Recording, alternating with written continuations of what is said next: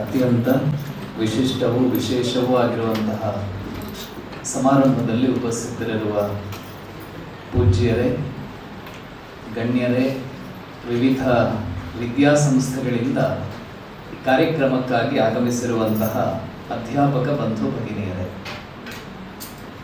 ಕೃಷ್ಣನ ಕರೆಯ ಮೊದಲನೆಯ ಹೆಜ್ಜೆಯಲ್ಲಿ ನೀವುಗಳೆಲ್ಲ ಇದ್ದೇವೆ. ದೇವದೇವೋತ್ತಮ, ವೇದಪುರುಷ, ಜಗನ್ನಿಯಾಮಕ ಅರ್ಜುನನನ್ನ ನಿಮಿತ್ತವಾಗಿಟ್ಟುಕೊಂಡು ಮಾನವ ಕುಲಕೋಟಿಗೆ ಬದುಕುವ ಕಲೆಯನ್ನ ಹೇಳಿಕೊಟ್ಟಂತಹ ಪುಣ್ಯಾತ್ಮ ಶ್ರೀಕೃಷ್ಣ ಪರಮಾತ್ಮನ ಚಿಂತನೆಯನ್ನ ನಮ್ಮೆಲ್ಲರ ಮನೆಗಳಿಗೆ, ನಮ್ಮ ಮನಗಳಿಗೆ ಹಾಗೂ ಎಳೆಯರಿಗೆ ತಲುಪಿಸಬೇಕು ಅನ್ನುವಂತಹ ಏಕಮೇವ ಉದ್ದೇಶದಿಂದ ನಾವೆಲ್ಲ ಇಲ್ಲಿ ಸೇರಿದ್ದೇವೆ. ಶ್ರೀಮದ್ ಭಗವದ್ಗೀತೆ ಭಾರತೀಯ ಚಿಂತನೆಗಳನ್ನ ಜಗತ್ತಿಗೆ ಪರಿಚಯ ಮಾಡಿಕೊಟ್ಟಂತಹ ಸರ್ವಶ್ರೇಷ್ಠವಾಗಿರುವಂತಹ ಗ್ರಂಥ ಅನ್ನುವಂಥದ್ದು ನಮ್ಗೆಲ್ಲರಿಗೂ ಗೊತ್ತೇ ಇದೆ. ಯಾಕೆ ನಾವು ಭಗವದ್ಗೀತೆಯನ್ನ ಓದಬೇಕು? ಬದುಕಿನಲ್ಲಿ ಸಮಸ್ಯೆಗಳು ಧುತ್ತನೆ ಪ್ರತ್ಯಕ್ಷವಾದಾಗ, ಜೀವನ ಸಾಕು ಅನ್ನುವಂತಹ ಭಾವನೆಗಳು ನಮ್ಮ ಮನಸ್ಸಿನಲ್ಲಿ ಕುಣಿದಾಡಿದವಾಗ ಸಾಮಾನ್ಯವಾಗಿ ಭಾರತೀಯ ವೇದ, ಶಾಸ್ತ್ರ, ಪುರಾಣಗಳ ಹಿಂದೆ ನಾವು ಹೋಗ್ತೇವೆ. ಬದುಕಿನಲ್ಲಿ ಸುಖದ ಔನ್ನತ್ಯದಲ್ಲಿದ್ದಾಗ, ಜೀವನದಲ್ಲಿ ಸಂತೋಷ, ಸುಖ, ಆನಂದ ಅನ್ನುವ ಹಿಮಾಲಯದ ಮೇಲೆ ನಾವು ಕುಣಿದಾಡುತ್ತಾ ಇದ್ದಾವಾಗ ನಮಗೆ ಗುರುಗಳು, ಮಠಗಳು, ದೇವಸ್ಥಾನಗಳು, ಆಧ್ಯಾತ್ಮ, ವೇದ, ಉಪನಿಷತ್ತುಗಳು ಬೇಕು ಅಂತ ಅನಿಸುವುದಿಲ್ಲ. ಯಾಕೆ ಅಂತಂದ್ರೆ ಸುಖ ಜೀವನ ನಮ್ಮದಾಗಿರ್ತದೆ. ಆದ್ರೆ ಯಾವಾಗ ಸಂಕಟ ಪ್ರತ್ಯಕ್ಷವಾಗ್ತದೋ ಆವಾಗ ವೆಂಕಟರಮಣನ ನೆನಪಾಗ್ತದೆ. ನಮ್ಮ ಶಾಸ್ತ್ರಗಳಿಗೆ ಏನ್ ಹೇಳ್ತವೆ ಅಂತ ಹುಡುಕೋದಕ್ಕೆ ಆರಂಭ ಮಾಡ್ತೇವೆ. ಬದುಕಿನ ಎಲ್ಲ ಸಮಸ್ಯೆಗಳಿಗೂ ಕೂಡ ಆನ್ಸರ್ ಏನು ಅನ್ನುವಂಥದ್ದನ್ನ ಗೂಗಲ್ ನಮಗೆ ಉತ್ತರ ಕೊಡ್ತದೆ. ಯಾವಾಗ ಗೂಗಲ್ಗೂ ಉತ್ತರ ಕೊಡುವುದಕ್ಕೆ ಸಾಧ್ಯವಾಗುವುದಿಲ್ಲವೋ ಆವಾಗ ನಾವು ಭಗವದ್ಗೀತೆಯ ಪುಟಗಳನ್ನ ಸರಿಸುವಂತಹ ಪ್ರಯತ್ನವನ್ನ ಮಾಡ್ತೇವೆ. ಯಾಕೆ ಅಂತಂದ್ರೆ ಗೂಗಲ್ ಅಲ್ಲಿ ಇಲ್ಲದೆ ಇರುವಂತಹ ಉತ್ತರಗಳು ಭಗವದ್ಗೀತೆಯಲ್ಲಿ ಸಿಗ್ತದೆ ಅನ್ನುವಂಥದ್ದು ನಮಗೆಲ್ಲರಿಗೂ ಕೂಡ ಗೊತ್ತಿರುವಂತಹ ಸಂಗತಿ. ಭಾರತ ಭಗವದ್ಗೀತೆಯ ಬೆಳಕಿನಲ್ಲಿ ನಡೆಯಬೇಕು. ಭಾರತ ಭಗವದ್ಗೀತೆಯ ಬೆಳಕಿನಲ್ಲಿ ಅರಳಬೇಕು. ಭಾರತೀಯರಾಗಿರುವಂತಹ ನಾವುಗಳು ಭಗವದ್ಗೀತೆಯ ಚಿಂತನೆಯ ಆಧಾರದಲ್ಲೇ ನಮ್ಮ ಬದುಕನ್ನ ಪರಿಷ್ಕರಿಸಿಕೊಳ್ಳಬೇಕು ಅನ್ನುವಂತಹ ಚಿಂತನೆಗಳು ಇವತ್ತು ನಿನ್ನೆಯದ್ದಂತೂ ಖಂಡಿತವಾಗಿಯೂ ಅಲ್ಲ. ಭಗವದ್ಗೀತೆ ಸಾಮಾನ್ಯವಾಗಿ ನಮಗೆ ನಿಮಗೆ ಗೊತ್ತಿರುವ ಹಾಗೆ ಸಾಮಾನ್ಯವಾಗಿ ದೇವಸ್ಥಾನಗಳಲ್ಲಿ ಮಧ್ಯಾಹ್ನ ಊಟ ಮಾಡಬೇಕಾಗಿದ್ರೆ ಪಂಕ್ತಿಯಲ್ಲೆಲ್ಲ ಬಡಿಸ್ಕೊಂಡು ಹೋಗ್ಬೇಕಾಗಿದ್ರೆ ಭಗವದ್ಗೀತೆಯನ್ನ ಹೇಳುವಂಥದ್ದನ್ನ ನಾವುಗಳೆಲ್ಲ ಕೇಳಿರ್ತೇವೆ.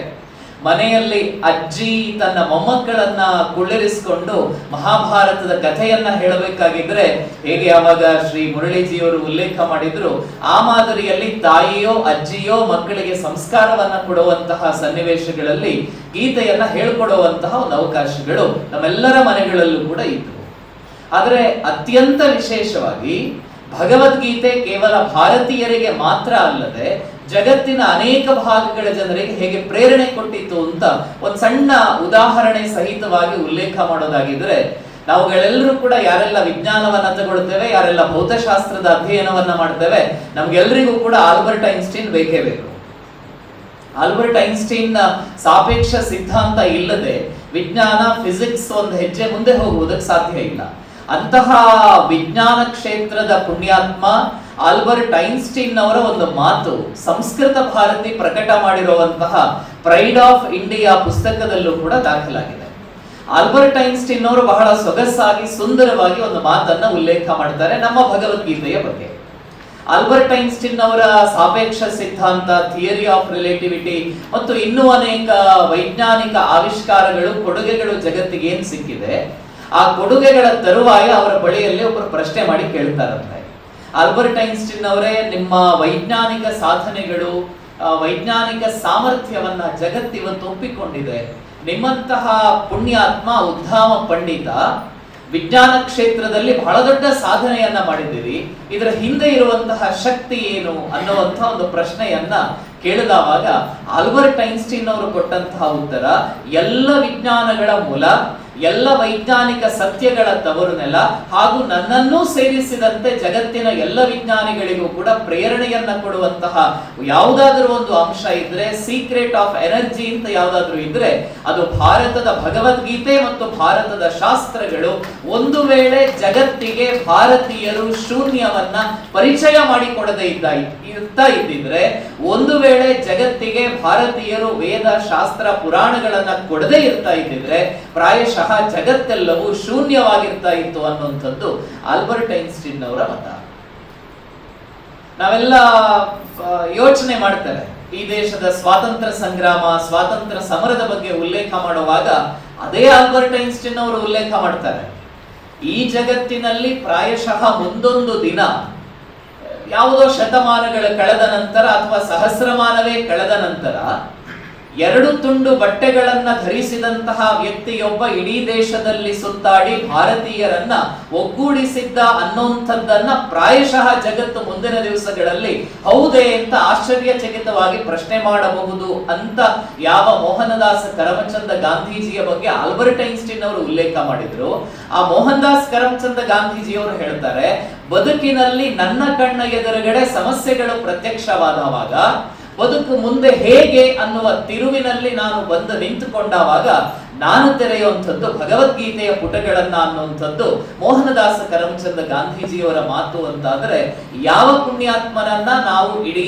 ಭಾರತ ವರ್ಷದಲ್ಲಿ, ಇಡೀ ದೇಶದಲ್ಲಿ ಭೂದಾನ ಚಳುವಳಿಯ ಮೂಲಕ ಯಾರಲ್ಲಿ ಇದೆಯೋ ಅವರು ಪ್ರೀತಿಯಿಂದ ಕೊಟ್ಟದ್ದನ್ನ, ಯಾರಲ್ಲಿ ಇಲ್ಲವೋ ಅವರಿಗೆ ವರ್ಗಾವಣೆ ಮಾಡಿದಂತಹ ಪುಣ್ಯಾತ್ಮ ಆಚಾರ್ಯ ವಿನೋಬಾ ಭಾವೆ ಭೂದಾನ ಚಳುವಳಿಯ ನೇತಾರ ಯಾರಿದ್ದಾರೆ, ಆ ಭೂದಾನ ಚಳುವಳಿಯ ನೇತಾರ ವಿನೋಬಾ ಭಾವೆಯವರು ಬಹಳ ಸೊಗಸಾಗಿ ಭಗವದ್ಗೀತೆಯ ಬಗ್ಗೆ ಹೇಳ್ತಾರೆ. ಭಗವದ್ಗೀತೆ ಅನ್ನುವಂಥದ್ದು ಕೇವಲ 700 ಶ್ಲೋಕಗಳ ಸಂಗ್ರಹ ಅಲ್ಲ, ಅದು ಮಾನವ ಕುಲಕೋಟಿಗೆ ಶ್ರೀಕೃಷ್ಣ ಒಬ್ಬ ಆಚಾರ್ಯನಾಗಿ, ಒಬ್ಬ ಅಧ್ಯಾಪಕನಾಗಿ, ವಿದ್ಯಾರ್ಥಿಗೆ ಹೇಗೆ ಸಮಸ್ಯೆಗಳು ಬಂದಾವಾಗ ಏನ್ ಮಾಡಬೇಕು ಅಂತ ಗೊತ್ತಾಗದೆ ಇದ್ದಾವಾಗ ಗುರುಗಳ ಬಳಿಯಲ್ಲಿ ಹೋಗ್ತಾನೆಯೋ, ಹಾಗೆಯೇ ಪ್ರತಿಯೊಬ್ಬ ಮನುಷ್ಯನಿಗೂ ಕೂಡ ವಿದ್ಯಾರ್ಥಿಯ ದೃಷ್ಟಿಯಲ್ಲಿ ನೋಡಿಕೊಂಡಾಗ ಪ್ರತಿಯೊಬ್ಬ ಮನುಷ್ಯನಿಗೂ ಕೂಡ ಮುಂದಿನ ಉತ್ತರ ಹೊಳೆಯದೇ ಇದ್ದಾವಾಗ ಅಧ್ಯಾಪಕನಾಗಿ ನಿಲ್ಲುವಂಥವನು ಶ್ರೀಕೃಷ್ಣ ಪರಮಾತ್ಮ. ಹಾಗಾಗಿ ಭಗವದ್ಗೀತೆಯನ್ನ ಪ್ರತಿಯೊಬ್ಬನು ಕೂಡ ಓದಬೇಕು. ವಿದೇಶಿ ವಿದ್ವಾಂಸ ಅನ್ನೋದಕ್ಕಿಂತಲೂ ಕೂಡ ನ್ಯೂಕ್ಲಿಯರ್ ವಿಜ್ಞಾನವನ್ನ ಈ ಜಗತ್ತಿಗೆ ಪರಿಚಯ ಮಾಡಿಕೊಟ್ಟಂತಹ ರಾಬರ್ಟ್ ಅನ್ನುವ ಸರ್ವಶ್ರೇಷ್ಠ ವಿಜ್ಞಾನಿ ಈ ನ್ಯೂಕ್ಲಿಯರ್ ಸೈನ್ಸ್ ಮುಂದಿನ ದಿವಸಗಳಲ್ಲಿ ಬೆಳೆದಾವಾಗ ಅದರ ತೀವ್ರತೆ ಅಥವಾ ಸ್ಫೋಟಗೊಂಡಾಗ ಅದರ ತೀವ್ರತೆ ಹೇಗಿರಬಹುದು ಅನ್ನುವಂತಹ ಪ್ರಶ್ನೆಯನ್ನ ಮಾಡಿದವಾಗ ಆ ವಿಜ್ಞಾನಿ ಕೊಡುವಂತಹ ಉತ್ತರ ಭಾರತೀಯ ವಿಜ್ಞಾನಿ ಅವರಾಗಿರಲಿಲ್ಲ, ಆದರೆ ಸಂಸ್ಕೃತ ಸಾಹಿತ್ಯದ ಅಧ್ಯಯನವನ್ನ ಮಾಡಿದ್ರಾಯ್ತು. ಭಾರತೀಯ ಪುರಾಣಗಳನ್ನ ಓದಿಕೊಂಡಿದ್ದಂತಹ ರಾಬರ್ಟ್ ಅವರು ಬಹಳ ಸೊಗಸಾಗಿ ಉತ್ತರವನ್ನ ಕೊಡುವಂಥದ್ದು ಭಗವದ್ಗೀತೆಯ ವಿಶ್ವರೂಪ ದರ್ಶನ ಯೋಗದ ಶ್ಲೋಕದ ಮೂಲಕ ಉತ್ತರವನ್ನ ಕೊಡ್ತಾರೆ. ದಿವಿ ಸೂರ್ಯ ಸಹಸ್ರಸ್ಯ ಅನ್ನುವಂತಹ ಶ್ಲೋಕದ ಉದಾಹರಣೆಯನ್ನ ಕೊಡ್ತಾರೆ. ಎಲ್ಲಿಯ ನ್ಯೂಕ್ಲಿಯರ್ ಸೈನ್ಸ್, ಎಲ್ಲಿಯ ಭಗವದ್ಗೀತೆ. ಒಂದೊಮ್ಮೆ ನ್ಯೂಕ್ಲಿಯರ್ ಸೈನ್ಸ್ ನ ತೀವ್ರತೆ ಸ್ಫೋಟಗೊಂಡಾಗ ಹೇಗಿರ್ತದೆ ಅನ್ನುವಂಥದ್ದಕ್ಕೆ ಅವರು ಕೊಡುವಂತಹ ಉತ್ತರ ಪ್ರಾಯಶಃ ವಿವರಿಸುವುದಕ್ಕೆ ಸಾಧ್ಯವಾಗದಿರುವ, ಆಕಾಶದಲ್ಲಿ ಒಬ್ಬ ಸೂರ್ಯ ಹೊಳಿತಾ ಇರಬೇಕಾಗಿದ್ರೆ ಮೈಸೂರಲ್ಲಿ 42 ಡಿಗ್ರಿ ಸೆಲ್ಸಿಯಸ್ ಅಲ್ಲೇ ನಮಗೆ ಹೊರಗಡೆ ತಿರುಗಾಡೋದಕ್ಕೆ ಸಾಧ್ಯ ಆಗೋದಿಲ್ಲ. ಒಂದೊಮ್ಮೆ ಆ ಆಗಸದಲ್ಲಿ 1000 ಸೂರ್ಯರು ಏಕಕಾಲದಲ್ಲಿ ಹೊಳೆದರೆ ಯಾವ ಪ್ರಭೆ ಯಾವ ಶಕ್ತಿ ಹೊರಹೊಮ್ಮುವುದೋ ಅಂತ ತನ್ನ ನ್ಯೂಕ್ಲಿಯರ್ ಸೈನ್ಸಿನ ವಿವರಣೆಯನ್ನ ಮಾಡಬೇಕಾಗಿದ್ರೆ ವಿಶ್ವರೂಪ ದರ್ಶನ ಯೋಗದ ಶ್ಲೋಕವೊಂದನ್ನ ವಿದೇಶಿ ವಿಜ್ಞಾನಿಯೊಬ್ಬರು ಉಲ್ಲೇಖ ಮಾಡ್ತಾರೆ ಅಂತಂದ್ರೆ ಭಗವದ್ಗೀತೆಯನ್ನ ಜಗತ್ತು ಮತ್ತು ದಾರ್ಶನಿಕರು ಕಂಡುಕೊಂಡಂತಹ ರೀತಿಯಂತಹದ್ದು ಅಂತ ನಾವು ಯೋಚನೆಯನ್ನ ಮಾಡೋದಕ್ಕೆ ಸಾಧ್ಯ ಆಗುತ್ತೆ. ಇಲ್ಲಿ ಸೇರಿರುವಂತಹ ಅನೇಕರು ವಿವಿಧ ವಿದ್ಯಾಸಂಸ್ಥೆಗಳಲ್ಲಿ ಕೆಲಸ ಮಾಡ್ತಾ ಇರುವಂಥವ್ರು. ನಮ್ಮ ಎದುರುಗಡೆ ಇರುವಂಥದ್ದು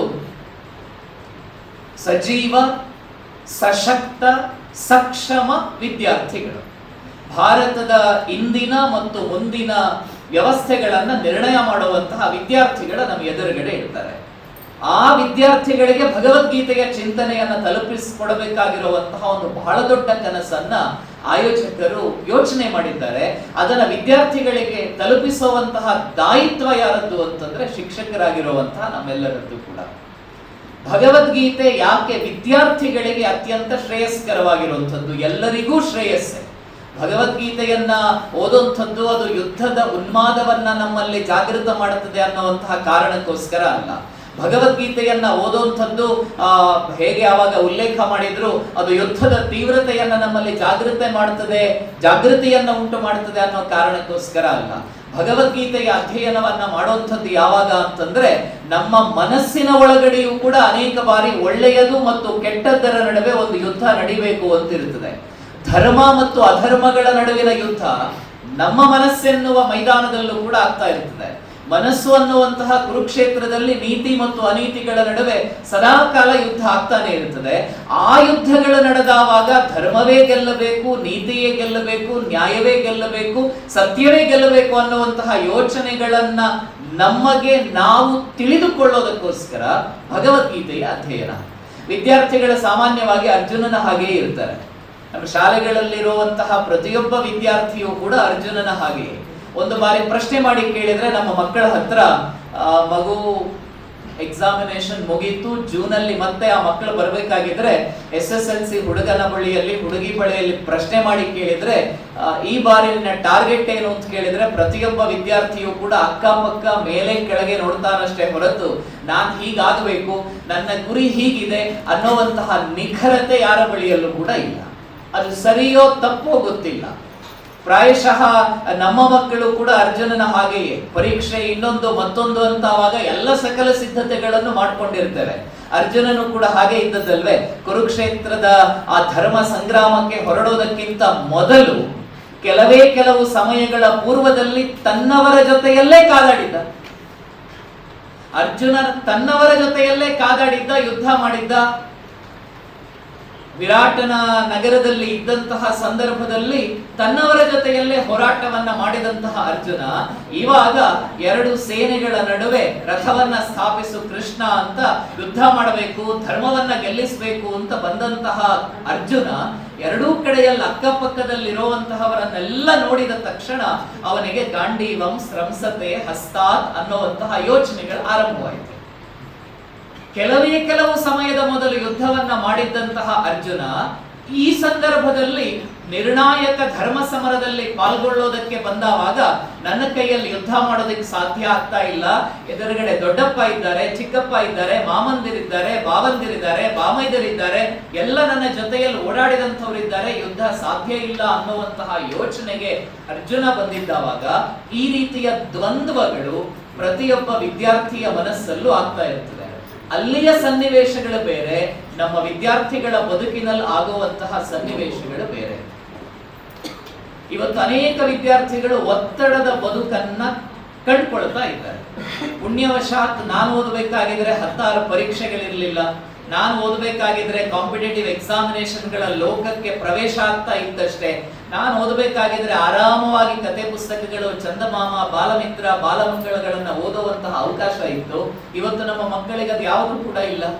ನೀತಿಯನ್ನ ವಿಚಾರಗಳನ್ನ ತಿಳಿಯಬೇಕಾಗಿರುವಂತಹ ವಯಸ್ಸಿನಲ್ಲಿ ಆ ಮಗು ಒತ್ತಡದಲ್ಲೇ ಏಳುವಂತಹ, ಒತ್ತಡದಲ್ಲೇ ಬದುಕುವಂತಹ, ಬೆಳಗ್ಗೆ ಶಾಲೆಗೆ ಹೋಗ್ಬೇಕಾಗಿದ್ರೆ ಹೇಗೆ ಪೂಜ್ಯರು ಉಲ್ಲೇಖ ಮಾಡಿದ್ರು, ಬೆಳಗ್ಗೆ ಶಾಲೆಗೆ ಹೋಗ್ಬೇಕಾಗಿದ್ರೆ ಹೋಮ್ವರ್ಕ್ ಒತ್ತಡ, ಶಾಲೆಯಲ್ಲಿ ಒತ್ತಡ, ವಾಪಸ್ ಬಂದ ಮೇಲೆ ಒತ್ತಡ, ಈ ಎಲ್ಲ ಒತ್ತಡಗಳನ್ನ ನಿರ್ವಹಣೆ ಮಾಡುವುದಕ್ಕೆ ಸಾಧ್ಯವಾಗದೇ ಇರೋದ್ರಿಂದ 100ರಲ್ಲಿ 99.98% ತೆಗೆದುಕೊಳ್ಳುವಂತಹ JEE ಟಾಪರ್ ಕೂಡ 100 ಬರಲಿಲ್ಲ ಅನ್ನುವಂತಹ ಕಾರಣಕ್ಕೋಸ್ಕರ ಸುಸೈಡ್ ಮಾಡಿಕೊಳ್ಳುವಂತಹ ಪರಿಸ್ಥಿತಿಯಲ್ಲಿ ಇವತ್ತು ನಾವಿದ್ದೇವೆ. 100ಗೆ 99.98% ತೆಗೆದುಕೊಂಡಂತಹ ಕೋಟಾದ ಹುಡುಗನು ಕೂಡ ಮುಂದೇನು ಅನ್ನುವಂತಹ ನಿರಾಶಾವಾದಕ್ಕೆ ಒಳಗಾಗಿ ಸುಸೈಡ್ ಮಾಡಿಕೊಳ್ಳುವಂತಹ ವ್ಯವಸ್ಥೆಯನ್ನ ನಾವಿವತ್ತು ನೋಡ್ತಾ ಇದ್ದೇವೆ. ಪಕ್ಕದ ಮನೆಯವನಿಗೆ 100ಕ್ಕೆ 100 ಬಂತು, ನನಗ್ 99 ಬಂತು ಅನ್ನುವ 1 ಮಾರ್ಕ್ ಡಿಫರೆನ್ಸ್ಗೋಸ್ಕರ ಮನೆ ಬಿಟ್ಟು ಹೋಗಿರುವಂತಹ ಉದಾಹರಣೆಗಳನ್ನ ರಿಸಲ್ಟ್ ಬಂದ ನಂತರ ನಾವು ನೋಡ್ತೇವೆ. ನೀಟ್ 720ಯಲ್ಲಿ 710+ ಬಂದಿದ್ರು ಕೂಡ ಒತ್ತಡವನ್ನ ನಿರ್ವಹಣೆ ಮಾಡೋದಕ್ಕೆ ಸಾಧ್ಯ ಆಗದೆ 720 ಬರಬೇಕಾಗಿತ್ತು ಅಂತ ಯೋಚನೆ ಮಾಡಿ ಸುಸೈಡ್ ಅಟೆಂಪ್ಟ್ ಅನ್ನ ಮಾಡ್ಕೊಳ್ಳುವಂತಹ ಮಕ್ಕಳನ್ನ ನಾವು ನೋಡ್ತೇವೆ. ಒತ್ತಡ ಆವತ್ತು ಅರ್ಜುನನಿಗೂ ಇತ್ತು, ಇವತ್ತು ನಮ್ಮ ಮನೆಯ ಮಕ್ಕಳಿಗೂ ಕೂಡ ಇದೆ. ಆ ಒತ್ತಡವನ್ನ ಸಾಂತ್ವನವನ್ನಾಗಿ ಬದಲಾವಣೆ ಮಾಡಿಕೊಂಡು ಕೃಷ್ಣ ಎಲ್ಲೂ ಕೂಡ ನಾನ್ ಹೇಳಿದ್ದೇ ನಡಿಬೇಕು ಅಂತ ಉಲ್ಲೇಖ ಮಾಡಿಲ್ಲ. ಇಡೀ ಭಗವದ್ಗೀತೆಯ ಕಟ್ಟ ಕಡೆಯಲ್ಲಿ ಕೃಷ್ಣ ಅರ್ಜುನನಿಗೆ ಬೋಧನೆ ಮಾಡುವುದು ಇಷ್ಟೇ, ನೋಡಪ್ಪ ಸರಿ ಯಾವುದು ತಪ್ಪ್ಯಾವುದು ಅಂತ ಹೇಳಿದ್ದೇನೆ. ಈ ಫಾರ್ಮುಲಾವನ್ನೇ ಬೈಹಾರ್ಟ್ ಮಾಡು ಅಂತ ಹೇಳೋದಿಲ್ಲ, ಇಷ್ಟೂ ಫಾರ್ಮುಲಾಗಳನ್ನ ಪ್ರಾಬ್ಲಮ್ಗಳನ್ನ ಓದು ಅಂತ ನಾನು ಹೇಳೋದಿಲ್ಲ. ಯಾವುದು ಸರಿ ಯಾವುದು ತಪ್ಪು, ಯಾವ ಮಾರ್ಗದಲ್ಲಿ ಹೋದರೆ ಉತ್ತರ ಸಿಗತ್ತೆ ಅನ್ನೋಂಥದ್ದಷ್ಟನ್ನೇ ನಾನು ಹೇಳಿದ್ದೇನೆ. ಕೊನೆಗೆ ಯಥಾ ಇಚ್ಛಸಿ ತಥಾ ಕುರು. ನಿನಗೆ ಯಾವುದು ಸರಿ ಅಂತ ಅನ್ಸತ್ತೋ, ನಿನಗೆ ಯಾವುದು ಸೂಕ್ತ ಅಂತ ಅನ್ಸತ್ತೋ ಅದನ್ನೇ ನೀನು ಮಾಡು ಅನ್ನುವ ಲಿಬರ್ಟಿ ಜಗತ್ತಿನ ಯಾವುದಾದ್ರೂ ಒಂದು ಶೈಕ್ಷಣಿಕ ವ್ಯವಸ್ಥೆಯಲ್ಲಿ ನಾವು ನೋಡೋದಕ್ಕೆ ಸಾಧ್ಯ ಆಗುತ್ತೆ ಅಂತಂದ್ರೆ ಅದು ಕೇವಲ ಭಾರತೀಯ ಪರಂಪರೆಯಲ್ಲಿ ಮಾತ್ರ. ನಿನಗೆ ಹೇಗೆ ಬೇಕು ಅಂತ ಅನ್ಸತ್ತೋ ಆ ರೀತಿ ನೀನ್ ಮಾಡು, ಆದ್ರೆ ಸರಿ ಯಾವುದು ತಪ್ಪ್ಯಾವುದು ಅನ್ನುವ ಆಯ್ಕೆಗಳು ನಿನ್ನ ಎದುರುಗಡೆ ಇದೆ. ಇವತ್ತು ನಮ್ಮ ಮಕ್ಕಳಿಗೆ ಈ ರೀತಿಯ ಆಯ್ಕೆಗಳನ್ನ ಕೊಡುವಂತಹ ವಿದ್ಯಾರ್ಥಿಗಳನ್ನ ತಯಾರು ಮಾಡುವಂತಹ ಜವಾಬ್ದಾರಿ ಶಿಕ್ಷಕರ ಮೇಲೆಯೇ ಇರುವಂಥದ್ದು. ನಮ್ಮ ಮಕ್ಕಳು ಇವತ್ತು ಹೇಗಾಗ್ತಾ ಇದ್ದಾರೆ ಶಾಲೆಗಳಲ್ಲಿ ಅಂತಂದ್ರೆ ಭತ್ತವನ್ನ ತುಂಬಿಸುವಂತಹ ಗೋಣಿ ಚೀಲಗಳನ್ನಾಗಿ ನಾವು ತಯಾರು ಮಾಡ್ತಾ ಇದ್ದೇವೆ.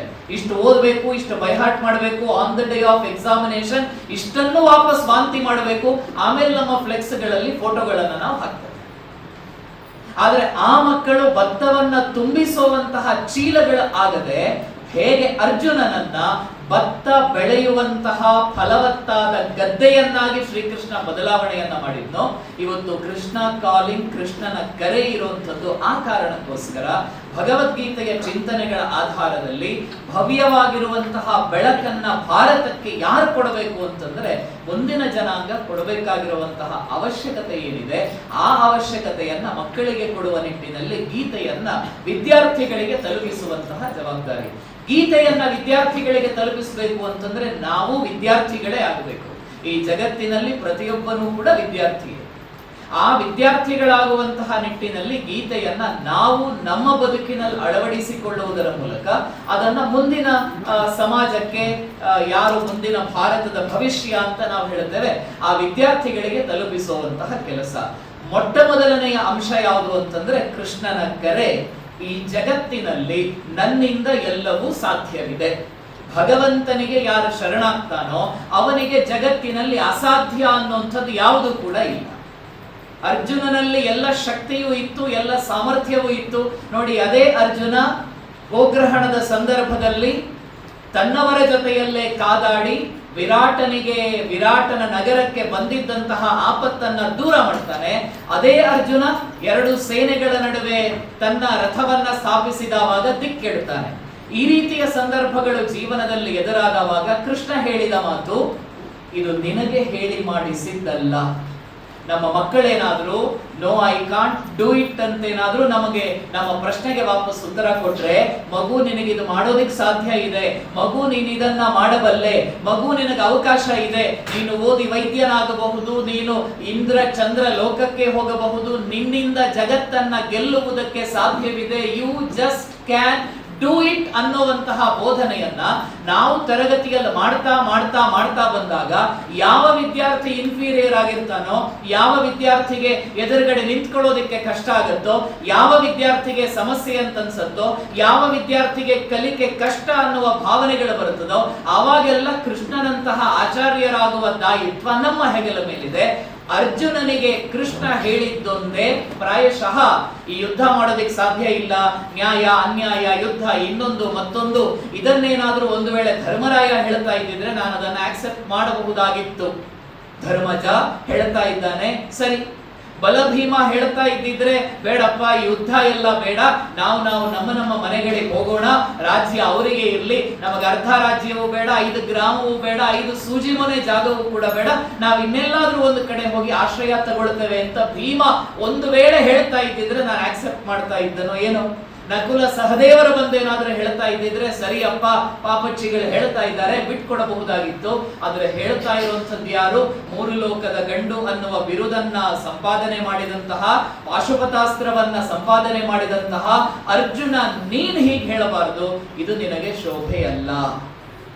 ಈ ತತ್ವೈನೋಪಪದ್ಯತೆ, ಇದು ನಿನಗೆ ಹೇಳಿ ಮಾಡಿಸಿರುವಂತದ್ದಲ್ಲ. ನಮ್ಮ ಮಕ್ಕಳಿಗೂ ನಾವು ಇಷ್ಟನ್ನೇ ಹೇಳಿಬಿಟ್ರೆ ಸಾಕು, ಆ ಮಕ್ಕಳು ಅಮೃತದ ಬಿಂದುಗಳಾಗಿ ಬದಲಾವಣೆ ಆಗೋದಕ್ಕೆ ಸಾಧ್ಯ ಆಗುತ್ತೆ. ಇದು ಕೃಷ್ಣನ ಮೊಟ್ಟ ಮೊದಲನೆಯ ಕರೆ ನಮ್ಮ ಮಕ್ಕಳಿಗೆ ಮ್ಯಾನ್ ಮೇಕಿಂಗ್ ಎಜುಕೇಶನ್ ನ ಕಡೆಗೆ. ಕೃಷ್ಣ ಕೊಟ್ಟಂತಹ ಕರೆ ಅದೇ, ಇದು ನಿನಗೆ ಹೇಳಿ ಮಾಡಿಸಿದ್ದಲ್ಲ ಅಂತ ಹೇಳ್ತಾ ಆತನ ಕ್ಲೈಂಬ್ಯತನವನ್ನ ದೂರ ಮಾಡ್ತಾನೆ. ನನ್ನಿಂದ ಆಗುವುದಿಲ್ಲ ಅನ್ನುವ ಇನ್ಫೀರಿಯಾರಿಟಿ ಕಾಂಪ್ಲೆಕ್ಸ್ ಅನ್ನ ಶ್ರೀಕೃಷ್ಣ ಪರಮಾತ್ಮ ಹೇಗೆ ಅರ್ಜುನನ ನಕಾರಾತ್ಮಕ ಚಿಂತನೆಗಳನ್ನ, ನಕಾರಾತ್ಮಕ ಧೋರಣೆಗಳನ್ನ ಬದಲಾವಣೆ ಮಾಡ್ತಾನೆಯೋ, ಪ್ರತಿಯೊಬ್ಬ ಶಿಕ್ಷಕನಿಗೂ ಕೂಡ ವಿದ್ಯಾರ್ಥಿಗಳಿಗೆ ಕೊಡಬೇಕಾಗಿರುವಂತಹ ಕೃಷ್ಣನ ಮೊಟ್ಟ ಮೊದಲನೆಯ ಕರೆ ಐ ಕ್ಯಾನ್ ಡೂ ಇಟ್, ಇದನ್ನು ನಾನು ಮಾಡಬಲ್ಲೆ, ನನ್ನಿಂದ ಸಾಧ್ಯ ಇದೆ ಅನ್ನುವಂತಹ ಭಾವನೆಗಳನ್ನ ತುಂಬಿಸುವಂಥದ್ದು. ಕೃಷ್ಣನ ಎರಡನೆಯ ಕರೆಯ ಮೂಲಕ ಭಾರತವನ್ನ ಹೇಗೆ ನಾವು ಬೆಳಗಿಸಬಹುದು, ಭಗವದ್ಗೀತೆಯ ಮೂಲಕ ಹೇಗೆ ಬೆಳಗಿಸೋದಕ್ಕೆ ಸಾಧ್ಯ ಅಂತಂದ್ರೆ, ಇವತ್ತು ನಮ್ಮೆಲ್ಲರ ದೃಷ್ಟಿಕೋನ ಏನು ಅಂತಂದ್ರೆ, ಶಾಲೆಗೆ ಹಾಕುವ ಪೋಷಕರನ್ನು ಸೇರಿಸಿ ಯಾರು ಟೀಚರ್ ಆಗಿರ್ತಾರೆ ಆ ಟೀಚರ್ ತನ್ನ ಮಗುವಿನ ಮೂಲಕ ಬಯಸುವುದು ಅದನ್ನೇ, ನಾನಿವತ್ತು ಆ ಮಗುವಿಗೆ ಈ ಕ್ಲಾಸ್ಗೆ ಈ ಕೋರ್ಸ್ಗೆ ಸೇರಿಸಿದ್ರೆ ನಾಳೆ ಏನಾಗುತ್ತೆ, ಇದರ ರಿಸಲ್ಟ್ ಹೀಗೆ ಬರಬೇಕು ಅನ್ನುವಂತಹ ಕರ್ಮ ಫಲದ ಅಪೇಕ್ಷೆಯನ್ನ ಇಟ್ಟುಕೊಂಡೇ ನಾವು ಕೆಲಸವನ್ನ ಆರಂಭ ಮಾಡ್ತೇವೆ. ನಾನು ತರಗತಿಯಲ್ಲಿ ಪಾಠ ಮಾಡಬೇಕಾಗಿದ್ರೆ ಮಂತ್ ಎಂಡ್ ಅಥವಾ ನೆಕ್ಸ್ಟ್ ಮಂತ್ 3-4ನೇ ಡೇಟಿನ ಒಳಗಡೆ ನನ್ನ ಕೆನರಾ ಬ್ಯಾಂಕು, ಕರ್ನಾಟಕ ಬ್ಯಾಂಕು, ವಿಜಯ ಬ್ಯಾಂಕು ಯಾವುದೋ ಒಂದರಿಂದ ನನಗೆ ಮೆಸೇಜ್ ಬರುತ್ತದೆ ಅನ್ನುವಂತಹ ನಿರೀಕ್ಷೆಯನ್ನ ಇಟ್ಕೊಂಡು ಪಾಠ ಮಾಡುವುದು. ನಾನಿವತ್ತು ಇದನ್ನ ಕಲ್ತ್ರೆ ನನಗೆ year end, academic year end ಆಗಬೇಕಾಗಿದ್ರೆ ನನಗೆ ಇಷ್ಟೊಂದು ಮಾರ್ಕ್ಸ್ ನನ್ನ ಜೋಬಲ್ಲಿ ಇರ್ತದೆ ಅನ್ನುವಂತಹ ಫಲದ ಅಪೇಕ್ಷೆಯನ್ನ ಇಟ್ಟುಕೊಂಡು ಕೆಲಸ ಮಾಡುವಾಗ ಆ ಫಲ ಸಿಗದೆ ಇದ್ರೆ ಸಹಜವಾಗಿಯೇ ಮನುಷ್ಯನ ಮನಸ್ಸು ವ್ಯಗ್ರವಾಗ್ತದೆ. ನಾನು ಇಷ್ಟೆಲ್ಲ ಕೆಲಸ ಮಾಡಿದ್ದೇನೆ, ನನಗೆ ಆ ಅಪೇಕ್ಷೆ ಇದ್ದುಕೊಂಡು ಕೆಲಸ ಮಾಡುವಾಗ ಮನಸ್ಸು ವ್ಯಗ್ರವಾಗ್ತದೆ, ಸಿಟ್ಟು ಬರ್ತದೆ. ಆದ್ರೆ ಯಾವಾಗ ಕರ್ಮ ಫಲದ ಅಪೇಕ್ಷೆಯೇ ಇಲ್ಲವೋ, ನನ್ನ ಕೆಲಸ ಮಾಡುವುದಷ್ಟೇ, ನನ್ನ ಕೆಲಸ ಮಾಡುವುದಷ್ಟೇ, ಫಲಾಫಲಗಳನ್ನ ಕೊಡುವಂಥವನು ಭಗವಂತ ಅನ್ನುವ ವಿನೀತ ಭಾವ ಯಾವಾಗ ನಮ್ಮಲ್ಲಿ ಬರ್ತದೆಯೋ ಆವಾಗ ಕಾರ್ಯಸಿದ್ಧಿ ಆಗ್ತದಂತೆ. ಎರಡು ರೀತಿಯ ವ್ಯಕ್ತಿಗಳು ಈ ಜಗತ್ತಿನಲ್ಲಿ ಇರುವಂಥದ್ದು. ಒಂದು ರಾಕ್ಷಸಿ ಬುದ್ಧಿ, ಇನ್ನೊಂದು ದೇವತೆಗಳ ಬುದ್ಧಿ. ರಾಕ್ಷಸಿ ಬುದ್ಧಿ ಹೇಗೆ ಅಂತಂದ್ರೆ, ಏನ್ ಸಮಸ್ಯೆ ಬೇಕಿದ್ರು ನನ್ನ ಎದುರುಗಡೆ ಬರಲಿ, ನಾನದನ್ನ ಎದುರಿಸ್ತೇನೆ ಅನ್ನುವಂತಹ ಬುದ್ಧಿ ಇದೆಯಲ್ಲ, ದಾರ್ಷ್ಟ್ಯ ಮತ್ತು ಅಹಂಕಾರ, ಅದು ರಾಕ್ಷಸಿ ಬುದ್ಧಿ ಅಂತೆ. ಆದ್ರೆ ದೇವತೆಗಳ ಬುದ್ಧಿ ಯಾವುದು ಅಂತಂದ್ರೆ, ಏನೇ ಕಷ್ಟಗಳು ಬರಲಿ, ಫಲ ನನ್ನಲ್ಲಿ ಇದೆಯೋ ಇಲ್ವೋ ಅನ್ನುವಂಥದ್ದು ಸೆಕೆಂಡರಿ. ಏನೇ ಕಷ್ಟಗಳು ಬಂದಾಗಲೂ ಕೂಡ ಮೊದಲು ಭಗವಂತನನ್ನ ಆಶ್ರಯಿಸಿ ತನ್ಮೂಲಕ ಗೆಲುವನ್ನ ಸಾಧಿಸ್ತೇನೆ ಅನ್ನುವಂತಹ ವಿಶ್ವಾಸವನ್ನ ಹೊಂದುವಂಥದ್ದು ದೇವತೆಗಳ ಬುದ್ಧಿಯಂತೆ. ನಮ್ಮ ಮಕ್ಕಳು ರಾಕ್ಷಸಿ ಬುದ್ಧಿಯನ್ನ ಬೆಳೆಸಬೇಕು ಅಥವಾ ದೇವತೆಗಳ ಬುದ್ಧಿಯನ್ನ ಬೆಳೆಸಬೇಕು ಅನ್ನುವಂತಹ ಯೋಚನೆಯನ್ನ ಮಾಡಬೇಕಾಗಿರುವಂಥದ್ದು ನಾವು ಶಿಕ್ಷಕರೇ. ಆ ದೇವತೆಗಳ ಬುದ್ಧಿಯನ್ನ ಬೆಳೆಸಬೇಕು ಅಂತಂದ್ರೆ ಕರ್ಮ ಫಲದ ಬಗ್ಗೆ ಯೋಚನೆಯೇ ಇಲ್ಲ, ಝೀರೋ. ನಾನು ಹೀಗೆ ಮಾಡಿದ್ರೆ ನನಗೆ ಹಾಗೆ ಬರಬೇಕು ಅನ್ನುವಂತಹ ಯೋಚನೆಯೇ ಇಲ್ಲದೆ ಸದಾ ಕಾಲ ಒಳಿತನ್ನೇ ಮಾಡುವ, ಒಳಿತನ್ನೇ ಹಂಚುವ, ಪೂಜ್ಯರು ಉಲ್ಲೇಖ ಮಾಡಿದ ಹಾಗೆ ಬೆಳಗ್ಗಿನ ದಿವಸದಿಂದ, ಬೆಳಗ್ಗಿನ ಆ ಹೊತ್ತಿನಿಂದ ನಗು ಅನ್ನುವ ಆಭರಣವನ್ನ ಹೊತ್ಕೊಂಡಿದ್ರೆ ಇಡೀ ದಿವಸ ಕೇವಲ ನನ್ನದು ಜೀವನ ಮಾತ್ರ ಅಲ್ಲ, ನನ್ನನ್ನು ನಂಬಿಕೊಂಡಿರುವಂತಹ ಅನೇಕರ ಬದುಕನ್ನ ಕೂಡ ನಾನು ಬೆಳಗೋದಿಕ್ಕೆ ಸಾಧ್ಯ. ಯಾವಾಗ ಅಂತಂದ್ರೆ ಕರ್ಮ ಫಲದ ನಿರಾಕರಣೆ ಅಲ್ಲ, ಕರ್ಮ ಫಲದ ಅಪೇಕ್ಷೆ ಇಲ್ಲದೆ ಇರುವಂಥದ್ದು.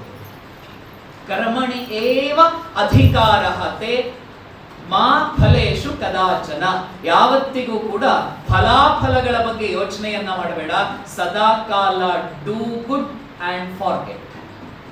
ಒಳ್ಳೆ ಕೆಲಸವನ್ನ ಮಾಡಿ ಬಿಟ್ಟು ಬಿಡುತ್ತಾ ಇರು.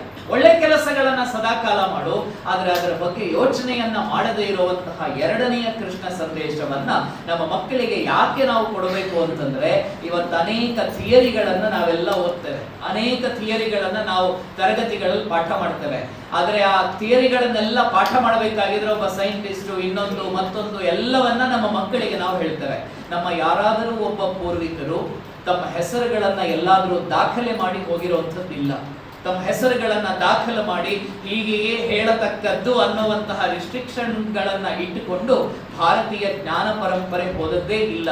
ಎಲ್ಲೂ ಕೂಡ ನಮ್ಮ ಪರಂಪರೆಗೆ ಬೇಲಿ ಅನ್ನುವಂಥದ್ದಿಲ್ಲ. ಆ ಪರಂಪರೆ ಜ್ಞಾನ ಪರಂಪರೆ ಅದು ಅನಂತವಾಗಿರುವಂಥದ್ದು. ಆ ಅನಂತವಾಗಿರುವ ಜ್ಞಾನ ಪರಂಪರೆಯನ್ನ ನಮ್ಮ ವಿದ್ಯಾರ್ಥಿಗಳಿಗೆ ತಲುಪಿಸುವಂತಹ ಕೃಷ್ಣನ ಎರಡನೆಯ ಕರೆಯನ್ನ ವಿದ್ಯಾರ್ಥಿಗಳಿಗೆ ತಲುಪಿಸಬೇಕಾಗಿರುವಂತಹ ಜವಾಬ್ದಾರಿ ಇದೆ. ಮೂರನೆಯದ್ದು ಇಲ್ಲೂ ಕೂಡ ನಾವು ನೋಡಬಹುದು, ಯಾರಿಗೆ ಜ್ಞಾನ ಸಿಗ್ತದೆ ಅಂತಂದ್ರೆ ಹಣ ಇದ್ದವನಿಗೆ ಜ್ಞಾನ ಸಿಗಬೇಕು ಅಂತಿಲ್ಲ. ಲಕ್ಷಗಟ್ಟಲೆ ಫೀಸ್ ಕೊಟ್ರೆ ಮಾತ್ರ ಅವನಿಗೆ ರ್ಯಾಂಕ್ ಬರುತ್ತದೆ ಅನ್ನುವಂಥದ್ದಿಲ್ಲ. ಈ ಬಾರಿ SSLC ಆನ್ಯುವಲ್ ಎಕ್ಸಾಮಿನೇಷನ್ ರಿಸಲ್ಟ್ ಅನ್ನ ಕರ್ನಾಟಕದಲ್ಲಿ ನೀವೇನಾದ್ರೂ ನೋಡಿದ್ರೆ ಲಕ್ಷಗಟ್ಟಲೆ ಫೀಸ್ ಕೊಟ್ಟ ವಿದ್ಯಾರ್ಥಿಗೆ ರ್ಯಾಂಕ್ ಬಂದಿದೆ ಅಂತೇನೂ ಇಲ್ಲ. ಅವನಿಗೆ ಮಾತ್ರ 100 ಔಟ್ ಆಫ್ 100 ಬಂದಿದೆ ಅಂತ ಇಲ್ಲ. ಯಾವುದೋ ಒಂದು ಸರ್ಕಾರಿ ಶಾಲೆಯ ವಸತಿ ಶಾಲೆಯಲ್ಲಿ ಓದಿದಂತಹ ವಿದ್ಯಾರ್ಥಿನಿಯೂ ಕೂಡ 625ಕ್ಕೆ 625 ಅಂಕಗಳನ್ನ ಗಳಿಸುವುದಕ್ಕೆ ಸಾಧ್ಯವಿದೆ.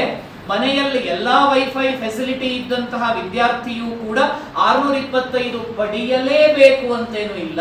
ಹಾಗಿದ್ದರೆ ಜ್ಞಾನ ಯಾರಿಗೆ ಸಿಗತ್ತಪ್ಪ ಅಂತಂದ್ರೆ, ನಮ್ಮ ಶಾಲೆಗೆ ನನ್ನ ಕಣ್ಣ ಎದುರುಗಡೆ ನನ್ನ ತರಗತಿಯ ಒಳಗಡೆ ಅನೇಕ ವಿದ್ಯಾರ್ಥಿಗಳು ಬರ್ತಾರೆ. ಅವರೆಲ್ಲರ ಆಚಾರಗಳು ಬೇರೆ, ವಿಚಾರಗಳು ಬೇರೆ, ಸಂಪ್ರದಾಯಗಳು ಬೇರೆ, ಮನೆಯ ಪರಿಸ್ಥಿತಿಗಳು ಬೇರೆ. ಒಬ್ಬ ಶ್ರೀಮಂತನ ಮಗ ಒಬ್ಬ ಬೆನ್ಸಲ್ ಬರ್ತಾನೆ, ಇನ್ನೊಬ್ಬ ಸೈಕಲ್ ಅಲ್ಲಿ ಬರ್ತಾನೆ, ಮತ್ತೊಬ್ಬ ನಡ್ಕೊಂಡು ಬರ್ತಾನೆ. ಆದ್ರೆ ತರಗತಿ ಕೋಣೆಯ ಒಳಗಡೆ ಬಂದ ನಂತರ ಕೃಷ್ಣನ ಮೂರನೆಯ ಕರೆಯನ್ನ ಆ ವಿದ್ಯಾರ್ಥಿಗಳಿಗೆ ನಾವು ಕೊಡಬೇಕಾಗಿರುವಂತದ್ದೇನು ಅಂದ್ರೆ, ನಿನ್ನನ್ನ ಸಮಾಜ ಗುರುತಿಸುವುದು ನೀನು ಹಾಕಿಕೊಂಡಿರುವ ಬಟ್ಟೆಯ ಬ್ರ್ಯಾಂಡ್ ಇಂದ ಅಲ್ಲ, ಹಾಕೊಂಡಿರುವಂತಹ ವಾಚ್ನ ಬ್ರ್ಯಾಂಡ್ ಇಂದ ಅಲ್ಲ, ನಿನ್ನಲ್ಲಿರುವಂತಹ ಆಪಲ್ ಬ್ಲಾಕ್ ಬೆರಿಗಳಿಂದ ಸಮಾಜ ನಿನಗೆ ಗೌರವ ಕೊಡುವಂಥದ್ದಲ್ಲ. ನೀನು ಸಮಾಜದಲ್ಲಿ ಔನ್ನತ್ಯವನ್ನ ಸಾಧಿಸುವಂಥದ್ದು ಯಾವಾಗ ಅಂತಂದ್ರೆ, ಶ್ರದ್ಧಾವಾನ್ ಲಭತೆ ಜ್ಞಾನಂ. ಯಾರಿಗೆ ಶ್ರದ್ಧೆ ಇದೆಯೋ ಅವನು ಮಾತ್ರ ಗೆಲ್ಲುವುದಕ್ಕೆ ಸಾಧ್ಯ. ಶ್ರದ್ಧೆ ಇದ್ದವನು ಮಾತ್ರ ಗೆಲ್ಲುವುದಕ್ಕೆ ಸಾಧ್ಯ. ಆರ್ಥಿಕ ಪರಿಸ್ಥಿತಿಗಳು ಅಲ್ಲ ನಮ್ಮ ಮಕ್ಕಳಿಗೆ ನಾವು ಹೇಳ್ಕೊಡ್ಬೇಕಲ್ಲ ಇದನ್ನ. ಭಾರತ ಜಗತ್ತನ್ನ ಬೆಳಗಿದ್ದು ಕತ್ತಿ ಸುತ್ತಿಗೆಗಳ ಆಧಾರದಲ್ಲಿ ಅಲ್ಲ. ಭಾರತ ಜಗತ್ತಿಗೆ ಬೆಳಕನ್ನ ಕೊಟ್ಟದ್ದು. ಇವತ್ತಿಗೂ ಕೂಡ ಭಾರತ ಜಗದ್ಗುರುವಾಗಿರುವಂಥದ್ದು ನಾನು ಗುರು ನೀನು ಕೇಳು ಅನ್ನುವಂತಹ ಹಠಮಾರಿತನದ ಧೋರಣೆಗಳಿಂದ ಅಲ್ಲ, ಖಡ್ಗವನ್ನ ನೆತ್ತಿಯ ಮೇಲಿಟ್ಕೊಂಡು ಹೀಗೆ ಮಾಡು ಅಂತ ಬೆದರಿಸಿದ್ದರ ಕಾರಣದಿಂದಲಾಗಿ ಅಲ್ಲ. ಭಾರತವನ್ನ ಇವತ್ತಿಗೂ ಕೂಡ ಜಗತ್ತು ಗುರು ಅಂತ ಒಪ್ಪಿಕೊಳ್ತಾ ಇರುವಂಥದ್ದು ಇದರ ವೈಶಾಲ್ಯತೆಯಿಂದ ಮತ್ತು ಶ್ರದ್ಧೆಯ ಕಾರಣದಿಂದ. ಹಾಗಾಗಿ ಯಾರಿಗೆ ಜ್ಞಾನ ಲಭಿಸ್ತದೆ ಅಂತಂದ್ರೆ, ಯಾರಲ್ಲಿ ಶ್ರದ್ಧೆ ಇದೆಯೋ ಅವನಿಗೆ ಮಾತ್ರ ಜ್ಞಾನ ಲಭಿಸುವುದಕ್ಕೆ ಸಾಧ್ಯವಾಗುತ್ತದೆ. ನಾಲ್ಕನೆಯ ಕೃಷ್ಣನ ಕರೆಯನ್ನ ನಮ್ಮ ಮಕ್ಕಳಿಗೆ ನಾವು ತಲುಪಿಸಬೇಕಾಗಿರುವಂಥದ್ದು ನಿಯತಂ ಕುರು ಕರ್ಮ. ನಾಳೆ ಬೆಳಗ್ಗೆ ಪರೀಕ್ಷೆ ಇದೆ ಅನ್ನೋ ಕಾರಣಕ್ಕೋಸ್ಕರ ಇವತ್ತು ಪುಸ್ತಕಗಳನ್ನ ತಿರುವು ಹಾಕುವಂಥದ್ದಲ್ಲ. ನಾನು ಮ್ಯಾಥಮೆಟಿಕ್ಸ್ ಟೀಚರ್, ತುಂಬಾ ನಮಗೆ ಮಕ್ಕಳ ಕರೆ, ಇದು ಕೃಷ್ಣನ ಕರೆ. ನಮಗೆ ಮಕ್ಕಳ ಕರೆ ಬರುವುದು ಯಾವಾಗ ಅಂತಂದ್ರೆ, ಎಕ್ಸಾಮಿನೇಷನ್ಗೆ 2 ದಿವಸ ಇರಬೇಕಾಗಿದ್ರೆ ಮಕ್ಕಳ ಕರೆ. ಇನ್ನೂ ಕೆಲವು ಮಕ್ಕಳು ಇರ್ತಾರೆ, ನಾಳೆ ಬೆಳಗ್ಗೆ ಪರೀಕ್ಷೆ, ಇವತ್ತು ರಾತ್ರಿ 11:00ವರೆಗೆ ಡೌಟ್ ಇದೆ ಅಂತ ಮಕ್ಕಳ ಕರೆ ವಿದ್ಯಾರ್ಥಿಗಳಿಗೆ ಬರ್ತದೆ. ಈ ಮಕ್ಕಳ ಕರೆ ವಿದ್ಯಾರ್ಥಿಗಳಿಗೆ ಅವಾಗ ಯಾಕೆ ಬರ್ತದೆ ಅಂತಂದ್ರೆ, ಅಲ್ಲಿ ತನಕ ಓದ್ಲಿಲ್ಲ, ಅಲ್ಲಿ ತನಕ RCB ಬರ್ತದೋ CSK ಬರ್ತದೋ ಅಂತೆಲ್ಲ ಯೋಚನೆ ಮಾಡ್ತಾ ಇದ್ದಂತಹ ಹುಡುಗನಿಗೆ ನಾಳೆ ಪರೀಕ್ಷೆ ಇದೆ ಅಂತಂದವಾಗ ಜ್ಞಾನೋದಯ ಆಗ್ತದೆ. ನಾಳೆ ಬೆಳಗ್ಗೆ ವಿರಾಟು ಬರುದಿಲ್ಲ, ಧೋನಿಯೂ ಬರುದಿಲ್ಲ. ಯಾರಾದ್ರೂ ಪಾಸ್ ಮಾಡಬೇಕು ಅಂತಂದ್ರೆ ನನ್ನ ಪಾಸ್ ಅನ್ನ ನಾನೇ ಮಾಡ್ಕೊಳ್ಬೇಕು. ಯಾಕೆ ಅಂತಂದ್ರೆ ಉದ್ಧರೇದಾತ್ಮನಾತ್ಮಾನಂ.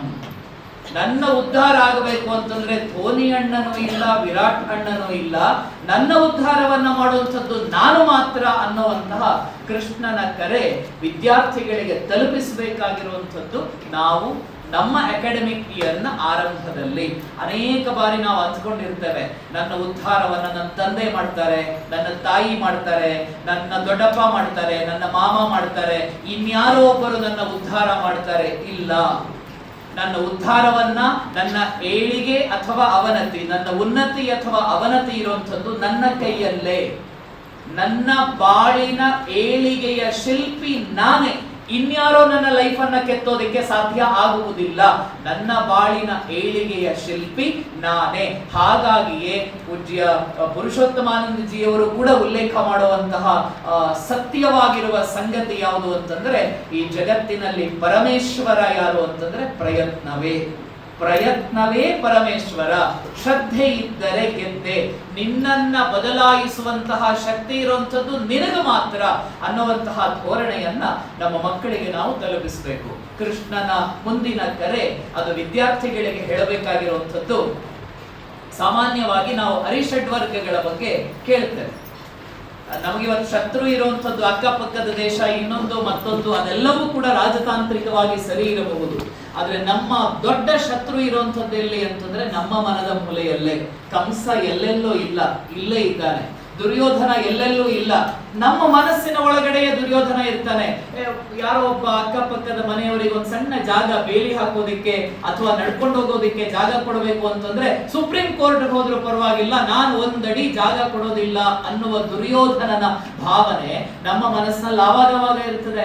ಅವಾಗವಾಗ ಕೀಚಕ ನಮ್ಮ ಮನದ ಒಳಗಡೆ ಬರ್ತಾನೆ, ಅವಾಗವಾಗ ದುರ್ಯೋಧನ ಬಂದ, ಅವಾಗವಾಗ ದುಶ್ಯಾಸನ, ಕಂಸ, ರಾವಣ, ಕುಂಭಕರ್ಣ ಎಲ್ಲರೂ ನಮ್ಮ ಮನಸ್ಸಿನ ಒಳಗಡೆ ಇದ್ದಾರೆ. ಕಾಮ, ಕ್ರೋಧ, ಲೋಭ, ಮೋಹ, ಮದ, ಮತ್ಸರ ಅನ್ನುವ ಅರಿಷಡ್ ವರ್ಗಗಳ ಮೂಲಕ ಅವರೆಲ್ಲರೂ ನಮ್ಮನ್ನ ಆಳ್ತಾ ಇರ್ತಾರೆ. ಅವರೆಲ್ಲರೂ ಆಳದೆ ನಾವೆಲ್ಲರೂ ಕೂಡ ಯಾರು ಅಂತಂದ್ರೆ ಭಗವಂತನ ಮಕ್ಕಳು. ನಮ್ಮ ಮಕ್ಕಳಿಗೆ ಹೇಳಿಕೊಡಬೇಕಾಗಿರುವಂತಹ ಪಾಠ ಭಗವಂತನ ಮಕ್ಕಳು. ಕೃಷ್ಣ ಜನ್ಮಾಷ್ಟಮಿ ಮಾಡ್ತೇವೆ, ನಮ್ಮ ಮಕ್ಕಳೆಲ್ಲರೂ ಕೂಡ ಹುಡುಗಾಗಿರ್ಲಿ ಹುಡುಗಿಯಾಗಿರ್ಲಿ ಮೊದಲ 3-4 ವರ್ಷಗಳಲ್ಲಿ ಪ್ರತಿಯೊಬ್ಬ ಮಗುವು ಕೂಡ ಕೃಷ್ಣನ ವೇಷಧಾರಿಯೇ ಆಗಿರ್ತಾನೆ. ಆ ಮಗು ಬೆಳೀತಾ ಬೆಳೀತಾ ಬೆಳೀತಾ ಬರಬೇಕಾಗಿದ್ರೆ ನಾನು ಕೃಷ್ಣ ನೀನು ಕೃಷ್ಣ, ನಮ್ಮಿಬ್ಬರ ನಡುವೆ ಯಾವ ಭೇದ ಇದೆ, ನಮ್ಮಿಬ್ಬರ ನಡುವೆ ಕೋಪ ಯಾಕೆ, ನಮ್ಮಿಬ್ಬರ ನಡುವೆ ವೈರ ಯಾಕೆ ಅನ್ನುವ ಭಾವನೆಗಳ ಮೂಲಕ ನಮ್ಮ ಋಷಿಗಳು ಮುನಿಗಳು ವೇದದ ಮೂಲಕ ಜಗತ್ತಿಗೆ ಸಾರಿ ಹೇಳಿದ್ರಲ್ಲ, ಕೃಣ್ವಂತೋ ವಿಶ್ವಂ ಆರ್ಯಂ, ಜಗತ್ತನ್ನ ಸರ್ವಶ್ರೇಷ್ಠವಾಗಿರುವಂತಹ ಜಗತ್ತನ್ನಾಗಿ, ಜಗತ್ತಿನಲ್ಲಿ ಅಶಾಂತಿ ಇಲ್ಲದ ದ್ವೇಷವಿಲ್ಲದ ಜಗತ್ತನ್ನಾಗಿ ನಾನು ಪರಿವರ್ತನೆ ಮಾಡಬೇಕು ಅನ್ನುವಂತಹ ಕರೆಯನ್ನ ನಮ್ಮ ಋಷಿ ಮುನಿಗಳು ಕೊಟ್ರಲ್ಲ, ಅದನ್ನ ಶ್ರೀಕೃಷ್ಣ ಪರಮಾತ್ಮ ಉಲ್ಲೇಖ ಮಾಡ್ತಾನೆ. ಕೃಷ್ಣ ನಿಮಗೆ ಹತ್ರ ಆಗಬೇಕು ಅಂತಂದ್ರೆ ವೇಷ ಹಾಕುವುದರಿಂದಲ್ಲ, ಕೃಷ್ಣ ನಮಗೆ ಹತ್ರ ಆಗಬೇಕು ಅಂತಂದ್ರೆ ಜನ್ಮಾಷ್ಟಮಿ ದಿವಸ ಚಕ್ಕುಲಿ ಉಂಡೆ ತಿನ್ನುವುದರಿಂದ ಕೃಷ್ಣ ನಮಗೆ ಹತ್ರ ಆಗುವುದಲ್ಲ.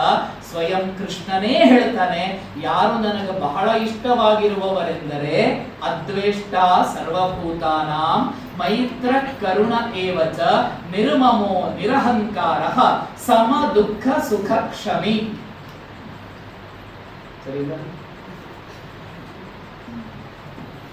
ಯಾರು ಕೃಷ್ಣನಿಗೆ ಇಷ್ಟ ಆಗುವಂಥದ್ದು? ನಮ್ಮ ಮಕ್ಕಳಿಗೆ ನಾವು ಈ ಪಾಠವನ್ನ ಹೇಳ್ಕೊಟ್ಟು ಬಿಟ್ರೆ ಜಗತ್ತು ಎಷ್ಟು ಸುಂದರವಾಗಿರ್ತದೆ. ಈ ಉಕ್ರೇನು ರಷ್ಯಾ ಯುದ್ಧ ಮಾಡೋದಕ್ಕೆ ಸಾಧ್ಯವೇ ಇಲ್ಲ. ಇಸ್ರೇಲ್ ನಂತಹ ಪುಟ್ಟ ರಾಷ್ಟ್ರದ ಮೇಲೆ ಹಮಾಸಿಗರು ಆಕ್ರಮಣ ಮಾಡೋದಕ್ಕೆ ಸಾಧ್ಯವೇ ಇಲ್ಲ. ಶತ್ರುತ್ವ ಅನ್ನುವಂತಹ ಭಾವನೆಯೇ ಇಲ್ಲ.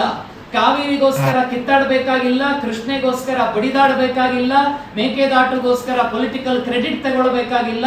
ಕೃಷ್ಣ ನನಗೂ ಇಷ್ಟ, ಕೃಷ್ಣ ನಿನಗೂ ಇಷ್ಟ, ನಾನು ಕೃಷ್ಣ ನೀನು ಕೃಷ್ಣ, ನಾವಿಬ್ಬರು ಕೃಷ್ಣರೇ ಆಗಿರುವಾಗ ನಮ್ಮ ಒಳಗಡೆ ಭೇದ ಯಾಕೆ? ಕೃಷ್ಣನಿಗೆ ಯಾವ ಭಕ್ತರು ಇಷ್ಟ ಆಗ್ತಾರೆ ಅಂತಂದ್ರೆ ಅದ್ವೇಷ್ಟ ಸರ್ವಭೂತಾನಾಂ ಮೈತ್ರ ಕರುಣ ಏವಚ. ಮೈತ್ರಿ, ಫ್ರೆಂಡ್ಶಿಪ್, ಕರುಣಾಭಾವದಿಂದ ಜಗತ್ತನ್ನ ನೋಡಿ ಜಗತ್ತಿನ ಪ್ರತಿಯೊಬ್ಬರಲ್ಲಿಯೂ ಕೂಡ ಪ್ರೇಮ ಭಾವವನ್ನ ವ್ಯಕ್ತಪಡಿಸುವುದು, ದ್ವೇಷ ಬುದ್ಧಿಯಿಂದ ದೂರ ನಿಲ್ಲುವಂತಹದ್ದು. ನಿರ್ಮಮೋ ನಿರಹಂಕಾರ. ಮಮ ಅಂತಂದ್ರೆ ನನ್ನದು ನನ್ನದು ನನ್ನದು ನಾನು ಅನ್ನುವ ಭಾವನೆಯಿಂದ ಹೊರಗಡೆ ನಿಂತು ನನ್ನದಲ್ಲ ಎಲ್ಲವೂ ಅವನದ್ದು, ನಾನು ಕೇವಲ ಗೊಂಬೆ ಮಾತ್ರ, ನಾನು ಬರೀ ಸೂತ್ರವನ್ನ ಆಡಿಸುವಂಥವನು ಯಾರೋ, ನಾನು ಬರೀ ಆಚೆ ಈಚೆ ಮಾಡ್ತಾ ಇರ್ತೇನೆ ಅಷ್ಟೇ ಅನ್ನುವಂತಹ ನಿರ್ಮಮೋ ನಿರಹಂಕಾರ, ಅಹಂಕಾರ ರಾಹಿತ್ಯ. ಇಂಗ್ಲಿಷ್ ನಲ್ಲಿ ಅತ್ಯಂತ ಡೇಂಜರಸ್ ಶಬ್ದ ಯಾವುದು ಅಂತಂದ್ರೆ ಐ. ABCDEFGHI. ನಾನು ಅನ್ನುವಂಥದ್ದು ಒಂದು ಬಾರಿ ಪ್ರತಿಷ್ಠಾಪನೆ ಆದರೆ ಕಣ್ಣುಗಳು ಕಾಣಿಸೋದಕ್ಕೆ ಶುರುವಾಗುವುದಿಲ್ಲ. ನಾನು ಅನ್ನುವಂಥದ್ದು ಐ ಅನ್ನುವಂಥದ್ದು ಬಂದಾವಾಗ ಕಣ್ಣು ಕಿವಿಗಳು ಸರಿಯಾಗಿ ಕೆಲಸ ಮಾಡೋದಿಲ್ವಂತೆ. ಅದಕ್ಕೆ ಇಂಗ್ಲಿಷ್ ಅಲ್ಲಿ ಒಂದು ಮಾತನ್ನ ಉಲ್ಲೇಖ ಮಾಡ್ತಾರೆ, to open your eye close your eye. To open your eye, ನಿನ್ನ ಹೊರಗಡೆಯ ಕಣ್ಣುಗಳಲ್ಲ, ನಿನ್ನ ಒಳಗಣ್ಣನ್ನ ತೆರೆದು ಜಗತ್ತನ್ನು ನೀನು ನೋಡಬೇಕು ಅಂತಂದ್ರೆ ಮೊದಲು ಕ್ಲೋಸ್ ಯುವರ್ ಐ. ಆ ನಿರಹಂಕಾರತ್ವವನ್ನ ಹೊಂದಿರುವಂತಹ ಭಕ್ತ ಯಾರಿದ್ದಾನೆಯೋ ಸಮ ದುಃಖ ಸುಖ ಕ್ಷಮಿ. ದುಃಖ ಬಂದಾವಾಗ ಕುಗ್ಗಬೇಡ, ಸುಖ ಬಂದಾವಾಗ ಹಿಗ್ಗಬೇಡ. ಸುಖ ಮತ್ತು ದುಃಖ, ಅಪ್ಸ್ ಅಂಡ್ ಡೌನ್ಸ್ ಅನ್ನುವಂಥದ್ದು ಬದುಕಿನಲ್ಲಿ ಕಾಮನ್ ಕಣಯ್ಯ ಅಂತ ಹೇಳಿದ್ರೆ 35 ಮಾರ್ಕ್ಸ್ ಬಂದಂತಹ ಹುಡುಗನಿಗೂ ಆ 35 ಅಂಕಗಳನ್ನ ಸೆಲೆಬ್ರೇಟ್ ಮಾಡೋದನ್ನ ಕಲಿಸಿಕೊಡದೇ ಇದ್ದರೆ, ಸೋಲನ್ನ ಅನುಭವಿಸುವ, ಸೋಲನ್ನು ಸಂಭ್ರಮಿಸುವುದನ್ನ ನಾವು ಕಲಿಸಿಕೊಡದೇ ಇದ್ದರೆ ಗೆಲುವಿಗೆ ಥ್ರಿಲ್ ಇರುವುದಕ್ಕೆ ಸಾಧ್ಯ ಇಲ್ಲ. ಸೋಲನ್ನ ಸಂಭ್ರಮಿಸುವುದು, ಫಸ್ಟ್ ಪ್ಲೇಸ್ ಮತ್ತು ಸೆಕೆಂಡ್ ಪ್ಲೇಸ್ ರನ್ನಿಂಗ್ ರೇಸ್ ಅಲ್ಲಿ ಬಂದವಾಗ ಸೆಕೆಂಡ್ ಪ್ಲೇಸ್ ಬಂದಂತವನೇ ಆಕಾಶದ ಎತ್ತರ ಹಾಡಿ ಕುಣಿದಾಡಿದ್ರೆ ಫಸ್ಟ್ ಪ್ಲೇಸ್ ಬಂದಂತವನಿಗೆ ಸಂಭ್ರಮಿಸುವುದಕ್ಕೆ ಅವಕಾಶವೇ ಇರುವುದು. ಯಾವಾಗ ಸೋಲನ್ನ ಸಂಭ್ರಮಿಸುವುದನ್ನು ನಾವು ಕಲಿತೇವೋ ಆವಾಗ ಬದುಕನ್ನ ಗೆಲ್ಲುವುದಕ್ಕೆ ಸಾಧ್ಯವಾಗ್ತದೆ. ನಮ್ಮ ಮಕ್ಕಳಿಗೆ ಕೃಷ್ಣ ಕೊಡುವಂತಹ ಕರೆ ಇದು, ಸೋಲನ್ನ ಸಂಭ್ರಮಿಸು. ಹಾಗೂ ಕೃಷ್ಣ ಭಗವದ್ಗೀತೆಯಲ್ಲಿ ಹೇಳುವಂತಹ ಉದಾತ್ತವಾಗಿರುವಂತಹ ವಿಚಾರ, ಇಷ್ಟೆಲ್ಲ ಸಂಗತಿಗಳನ್ನ ಹೇಳಾಯ್ತಲ್ಲ, ಇಷ್ಟೆಲ್ಲ ಸಂಗತಿಗಳನ್ನ ಹೇಳಿದ ಬಳಿಕ ಸರಿ ತಪ್ಪುಗಳನ್ನ ನಿರ್ಣಯ ಮಾಡಿ ಆ ತಪ್ಪುಗಳ ಆಧಾರದಲ್ಲಿ ನಿನ್ನ ಬದುಕಿನ ಏಳಿಗೆಯನ್ನ ಮಾಡುವಂತಹ ಶಿಲ್ಪಿ ಯಾರು ಅಂತಂದ್ರೆ ಅದು ನೀನೆ. ಹಾಗಾಗಿಯೇ ಯಥೇಚ್ಛಸಿ ತಥಾಕುರು. ಈ ರೀತಿಯ ಅನೇಕಾನೇಕ ಅಂಶಗಳನ್ನ ಯಾವ ಶ್ರೀಕೃಷ್ಣ ಪರಮಾತ್ಮ ಮಾನವ ಕುಲಕೋಟಿಗೆ ಅರ್ಜುನನ ಮೂಲಕ ಕೊಟ್ಟಿದ್ದಾನೆಯೋ ಆ ಚಿಂತನೆಗಳ ಆಧಾರದಲ್ಲಿ ದೇಶವನ್ನ ಬೆಳೆಸಬೇಕಾಗಿರುವ, ದೇಶವನ್ನ ಉಳಿಸಬೇಕಾಗಿರುವ, ದೇಶದ ಕೀರ್ತಿ ಯಾವಚ್ಚಂದ್ರೋ ದಿವಾಕರ ಇರುವಂತೆ ಮಾಡಬೇಕಾಗಿರುವಂತಹ ಜವಾಬ್ದಾರಿ ಅದು ಅಧ್ಯಾಪಕರದ್ದು ಮಾತ್ರ. ನಾವು ಮಾತ್ರ ಅದನ್ನ ಮಾಡೋದಕ್ಕೆ ಸಾಧ್ಯ. ಅವಾಗಲೇ ಉಲ್ಲೇಖ ಮಾಡಿದ್ರು, ಮನೆಯಲ್ಲಿ ಅಮ್ಮ ಹೇಳಿದ್ರೆ ಅಪ್ಪ ಹೇಳಿದ್ರೆ ಅಲ್ಲಿಗೆ ಮುಗಿದೋಯ್ತು. ಆದರೆ ಟೀಚರ್ ಹೇಳಿದ್ರೆ, ಅದನ್ನೇ ತರಗತಿಯಲ್ಲಿ ಮೇಷ್ಟ್ರು ಹೇಳಿದ್ರೆ ಅದನ್ನ ಮಕ್ಕಳು ಶಿರಸಾವಹಿಸಿ ಪಾಲಿಸ್ತಾರೆ.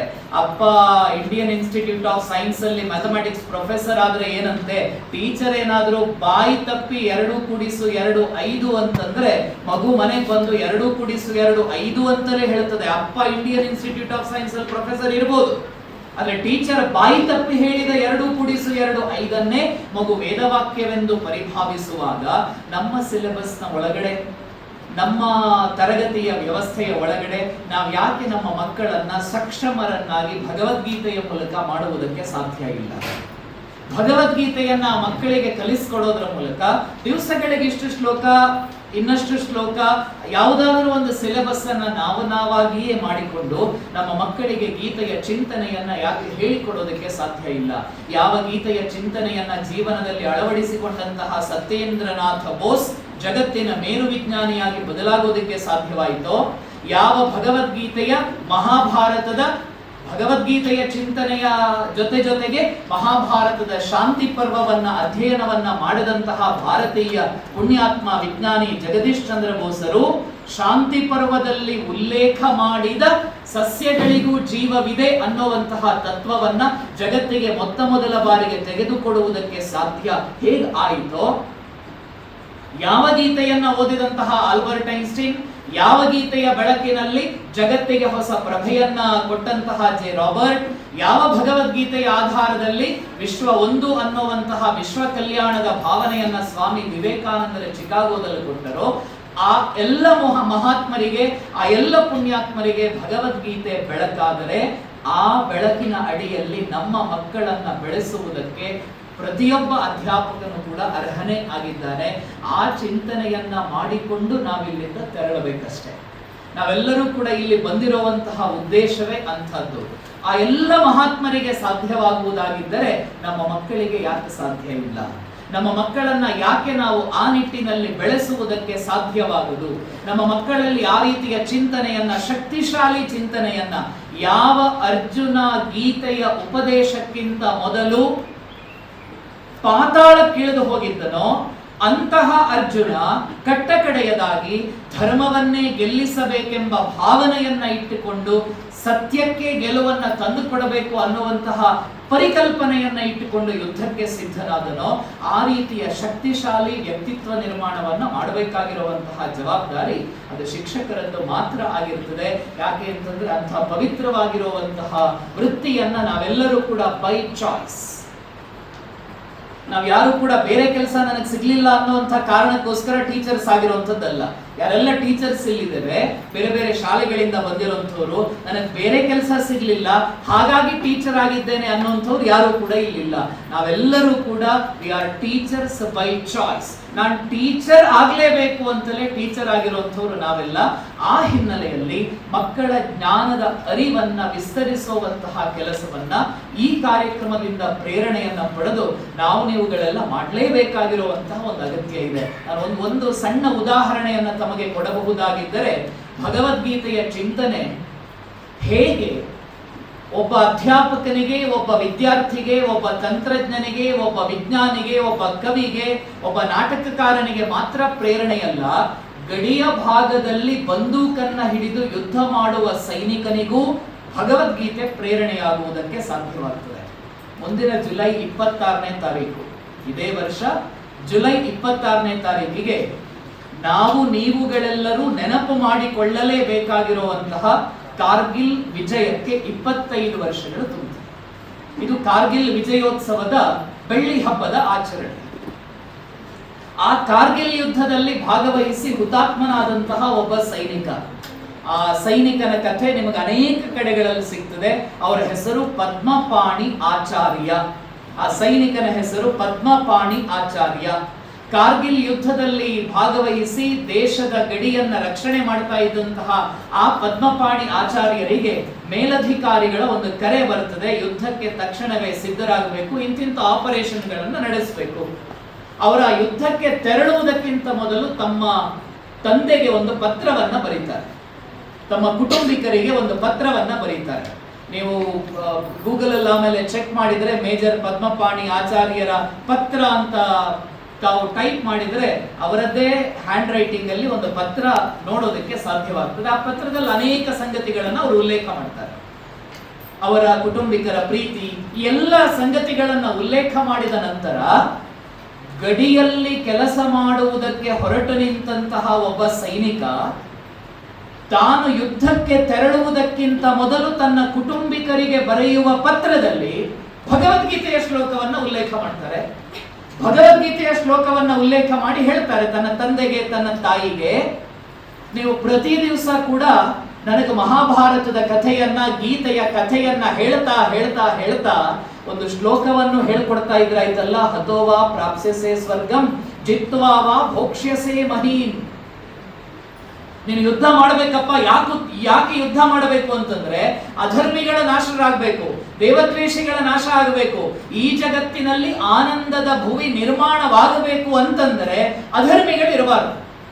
ಅಧರ್ಮಿಗಳ ನಾಶಕ್ಕೋಸ್ಕರ ನೀನು ಸಿದ್ಧನಾಗಬೇಕು ಅನ್ನುವಂತಹ ಚಿಂತನೆಯನ್ನ ಅರ್ಜುನನಿಗೆ ಕೃಷ್ಣ ಹೇಗೆ ಕೊಡ್ತಾನೆ, ಯುದ್ಧವನ್ನ ಸೇರುವುದಕ್ಕೋಸ್ಕರ ಧ್ವಜವನ್ನು ಹೊತ್ತು ಮನೆಗೆ ಬರುವೆ.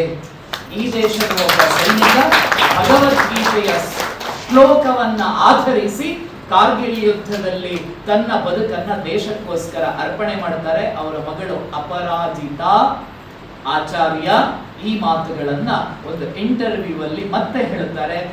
ತಾವು ಆ ಇಂಟರ್ವ್ಯೂವನ್ನ ನೋಡದೇ ಇದ್ರೂ ಚಿಂತೆ ಇಲ್ಲ, ನಮ್ಮ ಮನೆ ಮಕ್ಕಳಿಗೆ ಆ ಇಂಟರ್ವ್ಯೂವನ್ನ ದಯವಿಟ್ಟು ತೋರಿಸಬೇಕು. ಹೇಗೆ ಗೀತೆ ಆ ಪುಣ್ಯಾತ್ಮನಿಗೆ ಮೇಜರ್ ಪದ್ಮಪಾಣಿ ಆಚಾರ್ಯರಿಗೆ ಪ್ರೇರಣೆಯಾಯಿತು.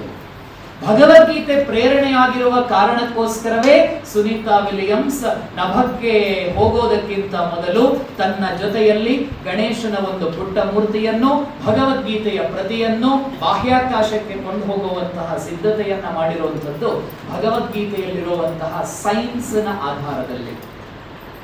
ಬೆಳಕಿನ ವೇಗದಷ್ಟೇ ತೀವ್ರವಾಗಿ ಯಾರ ಯೋಚನೆಗಳು, ಕೃಷ್ಣನ ಯೋಚನೆಗಳು ಮೂಡಿ ಬರುವುದಕ್ಕೆ ಸಾಧ್ಯವೋ ಎಲ್ಲ ವಿಜ್ಞಾನದ ಅವಕಾಶಗಳನ್ನು ಮೀರಿದಂತಹ ಅನಂತದ ಕಡೆಗೆ ವಿಸ್ತರಿಸಿದಂತಹ ಭಗವದ್ಗೀತೆಯ ಚಿಂತನೆಗಳು ಇನ್ನು ಮುಂದಿನಿಂದ ನಮ್ಮ ಶಾಲೆಗಳಲ್ಲಿಯೂ ಕೂಡ ನಿರಂತರವಾಗಿ ಮೊಳಗ್ತಾ ಇರಬೇಕು.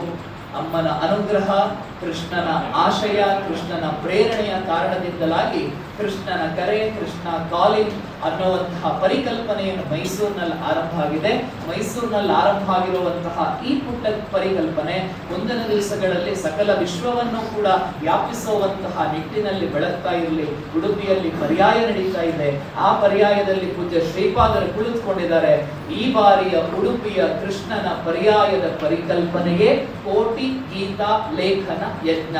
ಅಂದ್ರೆ ಎಲ್ಲ ಕಡೆಯಲ್ಲಿಯೂ ಕೂಡ ಇವತ್ತು ಭಗವದ್ಗೀತೆಯ ಚಿಂತನೆಗಳು ಬೇಕು ಬೇಕು ಬೇಕು ಅನ್ನುವಂತಹ ಪರಿಕಲ್ಪನೆ ಆರಂಭವಾಗಿದೆ. ಮನಸ್ಸಿನಲ್ಲಿ ಅಶಾಂತಿ ಇದ್ದಾಗ, ಅಸಮಾಧಾನ ಇದ್ದಾಗ ನಾವು ಮೈಸೂರಿನ ಜನ ತಕ್ಷಣಕ್ಕೆ ಹೋಗಿ ನವರತ್ನ ತೈಲವನ್ನು ಹಾಕಿಬಿಟ್ಟು ತಲೆ ಹಚ್ಚಿಬಿಟ್ಟು ಥಂಡ ಕೂಲ್ ಅಂತ ಹೊರಟ್ರೆ, ಜಗತ್ತಿನ ಜನ ಮನಸ್ಸು ಕೆಟ್ಟಾವಾಗ ಭಾರತದ ಕಡೆಗೆ ಓಡೋಡಿ ಬರ್ತಾರೆ.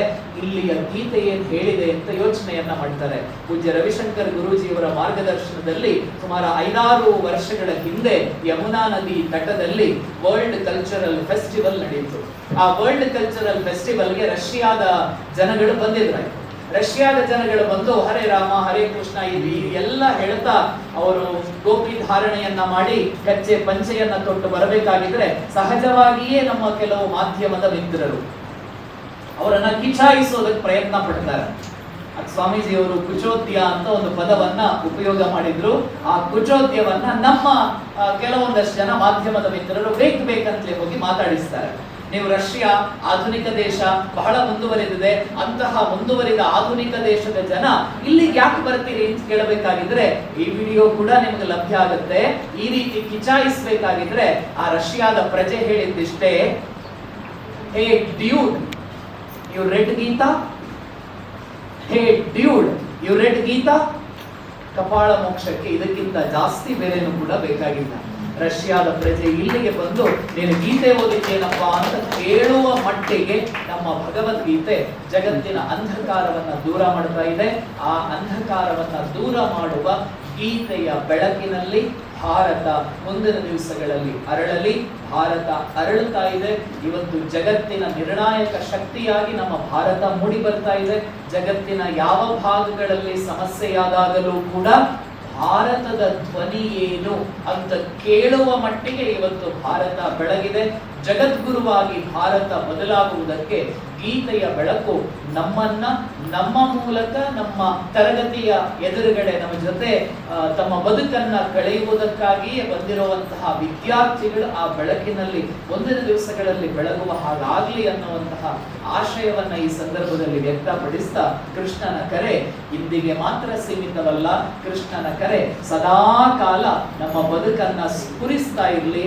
ಭಾವಸ್ಫುರಣದ ಮೂಲಕ ಜಗತ್ತಿನ ಕತ್ತಲನ್ನ ಕಳೆಯುವ, ಜಗತ್ತಿನ ಕಷ್ಟಗಳನ್ನ ಕಳೆಯುವ, ಮನದ ಕತ್ತಲೆಯನ್ನು ದೂರ ಮಾಡುವಂತಹ ಕೃಷ್ಣನ ಕರೆಗೆ ನಾವು ನೀವುಗಳು ಸದಾ ಸಿದ್ಧರಾಗಿರೋಣ ಅನ್ನುವಂತಹ ಆಶಯವನ್ನ ಈ ಸಂದರ್ಭದಲ್ಲಿ ವ್ಯಕ್ತಪಡಿಸ್ತಾ ಶ್ರೀಕೃಷ್ಣ ಅರ್ಪಣಮಸ್ತು.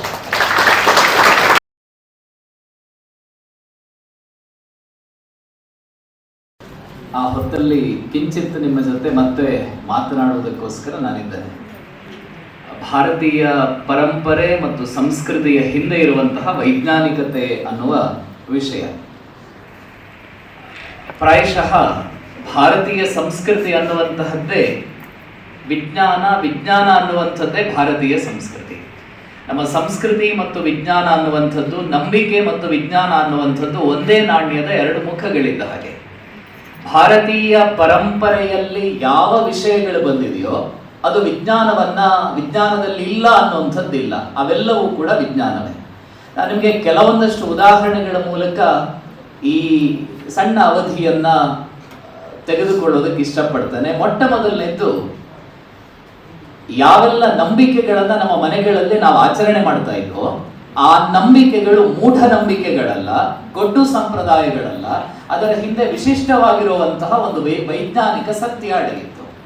ಸುಮಾರು 2-2.5 ವರ್ಷಗಳ ಹಿಂದಿನ ವಿಜಯವಾಣಿ ಪತ್ರಿಕೆಯಲ್ಲಿ ಒಂದು ಲೇಖನ ಪ್ರಕಟ ಆಗಿತ್ತು.